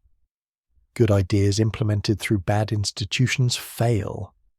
Mediocre ideas implemented through good institutions often succeed. The quality of governance, oversight, and management determines outcomes as much as the quality of the underlying innovation. As you lie there tonight, consider how these 17th century lessons apply to our own time. We're living through another period of monetary innovation. With cryptocurrencies and digital currencies challenging traditional money in ways that echo the challenge paper money posed to metal currency, Bitcoin and its relatives claim to create money without government backing, without central banks, through cryptography and distributed ledgers. Is this the next evolution of money, the natural progression from metal to paper to digital? Or is it another Mississippi bubble, another disaster waiting to happen when speculation exceeds substance? The honest answer is we don't know yet. The experiment is ongoing. What we do know, from history, is that monetary innovations can genuinely improve how economies function, but they can also fail catastrophically if implemented without proper safeguards. Cryptocurrencies might succeed if they solve real problems and develop institutional frameworks that maintain trust and stability. They might fail if they remain primarily speculative assets divorced from real economic use. Time will tell, and future generations will look back on our experiments the way we look back on Palmstruch's, analysing what worked and what didn't, what lessons we learned or failed to learn. The parallels are striking when you think about them. Palmstruch promised that paper could be as valuable as metal, that trust could replace substance. Cryptocurrency advocates promise that cryptography can replace government backing. The algorithms can replace central banks. Both claims challenge fundamental assumptions about what money is and requires. Both ask people to trust new systems that work very differently from what came before. Both face skepticism from those who see them as dangerous experiments. And both may be right in principle while being wrong in specific implementation, requiring failure and learning before success becomes possible. The question of what backs money, what gives it value, what makes people trust it, has never been definitively answered. Metal backing worked but constrained money supply. Government backing works but requires trusting governments. Algorithmic backing might work but faces questions about security, scalability, and who really controls the algorithms. Each approach has trade-offs. Each creates different vulnerabilities and opportunities. There's no perfect solution, only different compromises between competing goals. What 17th century Sweden teaches the 21st century world is perhaps less about specific monetary policies and more about how to approach innovation in systems that require trust. First, expect failure. Not every experiment will succeed, and that's acceptable as long as we learn from failures. Second, build institutions carefully. The difference between Stockholms Banco and the Riksbank was primarily institutional. Better governance, better oversight, better incentives. Third, maintain humility. Palmstruch's overconfidence contributed to his failure. Law's certainty in his theories led to catastrophe. The belief that we've solved problems definitively, that our innovations are foolproof, is usually wrong and often dangerous. Fourth, preserve memory. Societies that forget the lessons of past failures are condemned to repeat them. The reason the Riksbank succeeded was partly that Sweden remembered Palmstruch's failure and deliberately designed institutions to prevent repetition. Financial crises happen partly because each generation forgets the last generation's lessons, believing that this time is different and the old warnings don't apply. Institutional memory, preserving lessons across generations, is crucial but difficult. The human story behind paper money is ultimately about our capacity for abstraction and cooperation. Money itself is an abstraction. It represents value rather than being value. But paper money is meta-abstraction, a representation of representation. Value twice removed from physical substance. Creating and maintaining such a system requires sophisticated cooperation among millions of people who mostly don't know each other, all agreeing to treat certain pieces of paper or digital records as valuable. This is a remarkable achievement of collective imagination and trust. Think about what happens when you use money today. You hand someone a piece of paper or a plastic card or tap your phone against a reader, and in exchange you receive goods or services. This transaction works only because you and the other person and everyone else in society share an elaborate set of beliefs about what money is, how it works, what institutions back it, what it can be used for. None of this is natural or inevitable. It's all constructed, maintained through constant reinforcement and institutional support. The fact that this system works most of the time, that it persists across generations and crises, is testament to human capacity for creating and sustaining complex social systems. But it's also a reminder of fragility. The system depends on trust, and trust can evaporate quickly when conditions change. Bank runs happen when trust fails. Currency collapses happen when people stop believing in money's value. Financial crises happen when the institutions maintaining trust prove inadequate. The stability we usually experience is real but not guaranteed, maintained through effort and vigilance rather than being automatic or permanent. Let yourself rest with these thoughts, or let them drift away. There's something almost meditative about contemplating money's nature, how something so central to modern life, something we interact with constantly, is ultimately abstract, socially constructed, dependent on collective agreement. We often think of money as solid and real, but it's actually closer to being a shared dream, a collective fiction that becomes real through our mutual belief in it. How accident and necessity drive progress is another lesson from this story. Palmstruch didn't set out to invent modern money. He was trying to solve a specific Swedish problem: how to make copper currency usable. The innovation emerged from addressing a particular constraint, not from some grand vision of transforming finance. Similarly, the Riksbank wasn't created to establish central banking principles for the world. It was created to provide safe banking for Sweden after Palmstruch's disaster. But both, in solving immediate local problems, created innovations that had far broader implications. This pattern appears throughout history. Practical necessity drives experimentation. Some experiments fail but teach lessons. Other experiments succeed and spread. Over time, local solutions to specific problems become general innovations adopted worldwide. Progress happens not through grand master plans but through countless small experiments, most failing but a few succeeding, with successful innovations spreading and being refined by others. It's messy, inefficient, sometimes painful, but it works over time. The balance between innovation and stability that societies must strike has no permanent solution. What's appropriate changes with circumstances. In times of crisis, innovation may be necessary even if risky. Better to try something new than accept certain disaster. In times of stability, conservatism may be wiser. Better to preserve what works than risk it for marginal gains. But determining which approach fits current circumstances requires judgment that's always uncertain, always debatable. Sweden in the 1650s faced crisis. Copper currency was becoming unworkable, constraining the economy, threatening prosperity. Innovation was worth trying despite risks. After Palmstruch's failure, caution was appropriate.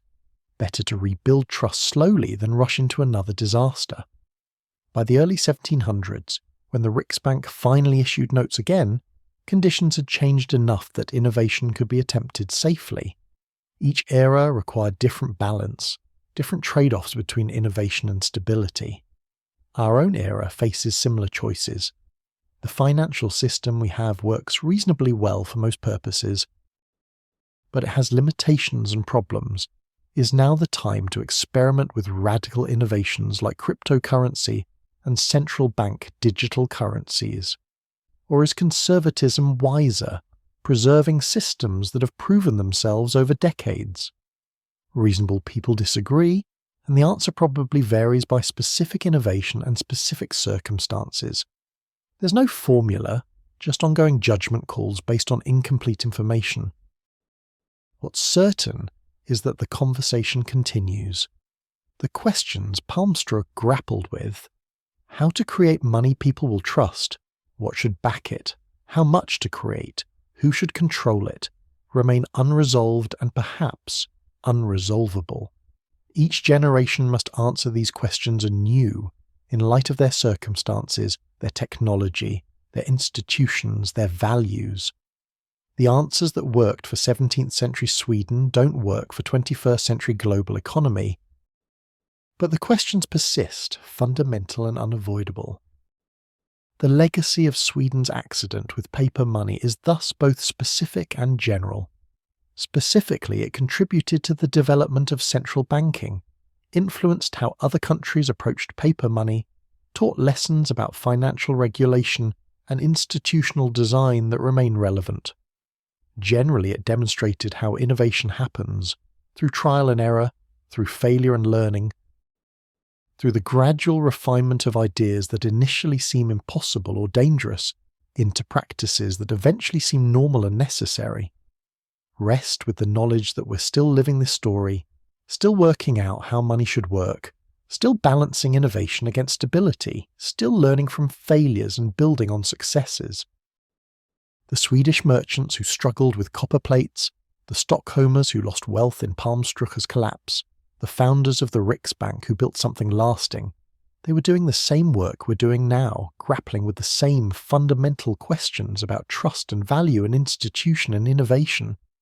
Their story is our story, separated by time but connected by the ongoing challenge of creating financial systems that serve human needs while remaining stable and trustworthy. The birth of paper money wasn't a single moment but a long process, beginning with those first awkward kreditivsedlar in Stockholm, continuing through failures and successes across centuries and continents, evolving into the sophisticated financial systems we have today and will have tomorrow. It's a reminder that major innovations rarely arrive fully formed, that they require patience and persistence, that failure is part of the process. Not evidence that the idea is wrong, but proof that implementation is difficult and learning is necessary. As you drift towards sleep, let these thoughts settle gently. Money, that thing we think of as so solid and real, began as paper backed by promises, evolved through crises and innovations, became what we know today, and will become something different tomorrow. The transformation from copper plates to digital currencies spans centuries but addresses the same human needs: to trade easily, to store value safely, to trust that what we think of as wealth will retain value and be accepted by others. The specific forms change, the technology evolves, but the fundamental challenges and opportunities remain constant across time. Sweden gave the world an accidental gift when its copper problem forced innovation. That gift was messy, wrapped in failure and loss before it could be made to work. But it was genuine and lasting, changing how humans think about and use money, enabling economic development that has transformed civilization, creating institutions and practices that continue shaping our world. Not bad for a desperate attempt to solve a local problem with heavy copper coins. Sleep well on that thought. And so we've travelled together from copper plates so heavy they needed wagons, through paper notes light as air, through failure and learning and patient rebuilding. We've watched innovation stumble and rise again. We've seen how trust, that invisible thread connecting strangers across time, makes the impossible possible. If you've enjoyed this quiet exploration of how accident and necessity birthed the money we use today, a like and subscription helps others find these gentle journeys through history's hidden stories. And to those already here, already part of this community of thoughtful listeners, thank you. Your presence makes these stories worth telling, wherever you are right now. Whatever time zone holds you, let your body sink deeper into rest. Feel the weight lifting from your shoulders. You're part of this continuing story. Every time you trust a promise, accept paper for value, participate in the elaborate dance of modern commerce, you're living the legacy of Johan Palmstruch's wild experiment and the Riksbank's patient wisdom. The stars that shone on 17th century Stockholm shine on you tonight. Those Swedish merchants struggling with copper. Those bankers learning from failure. Those ordinary people trusting in paper. They're connected to you across the centuries by the simple human need to trade, to trust, to build systems that work despite our imperfections. Sleep now. Dream of light things carrying heavy meaning. Let it all drift away. The story continues tomorrow, but tonight just rest. Just breathe. Just be. Good night.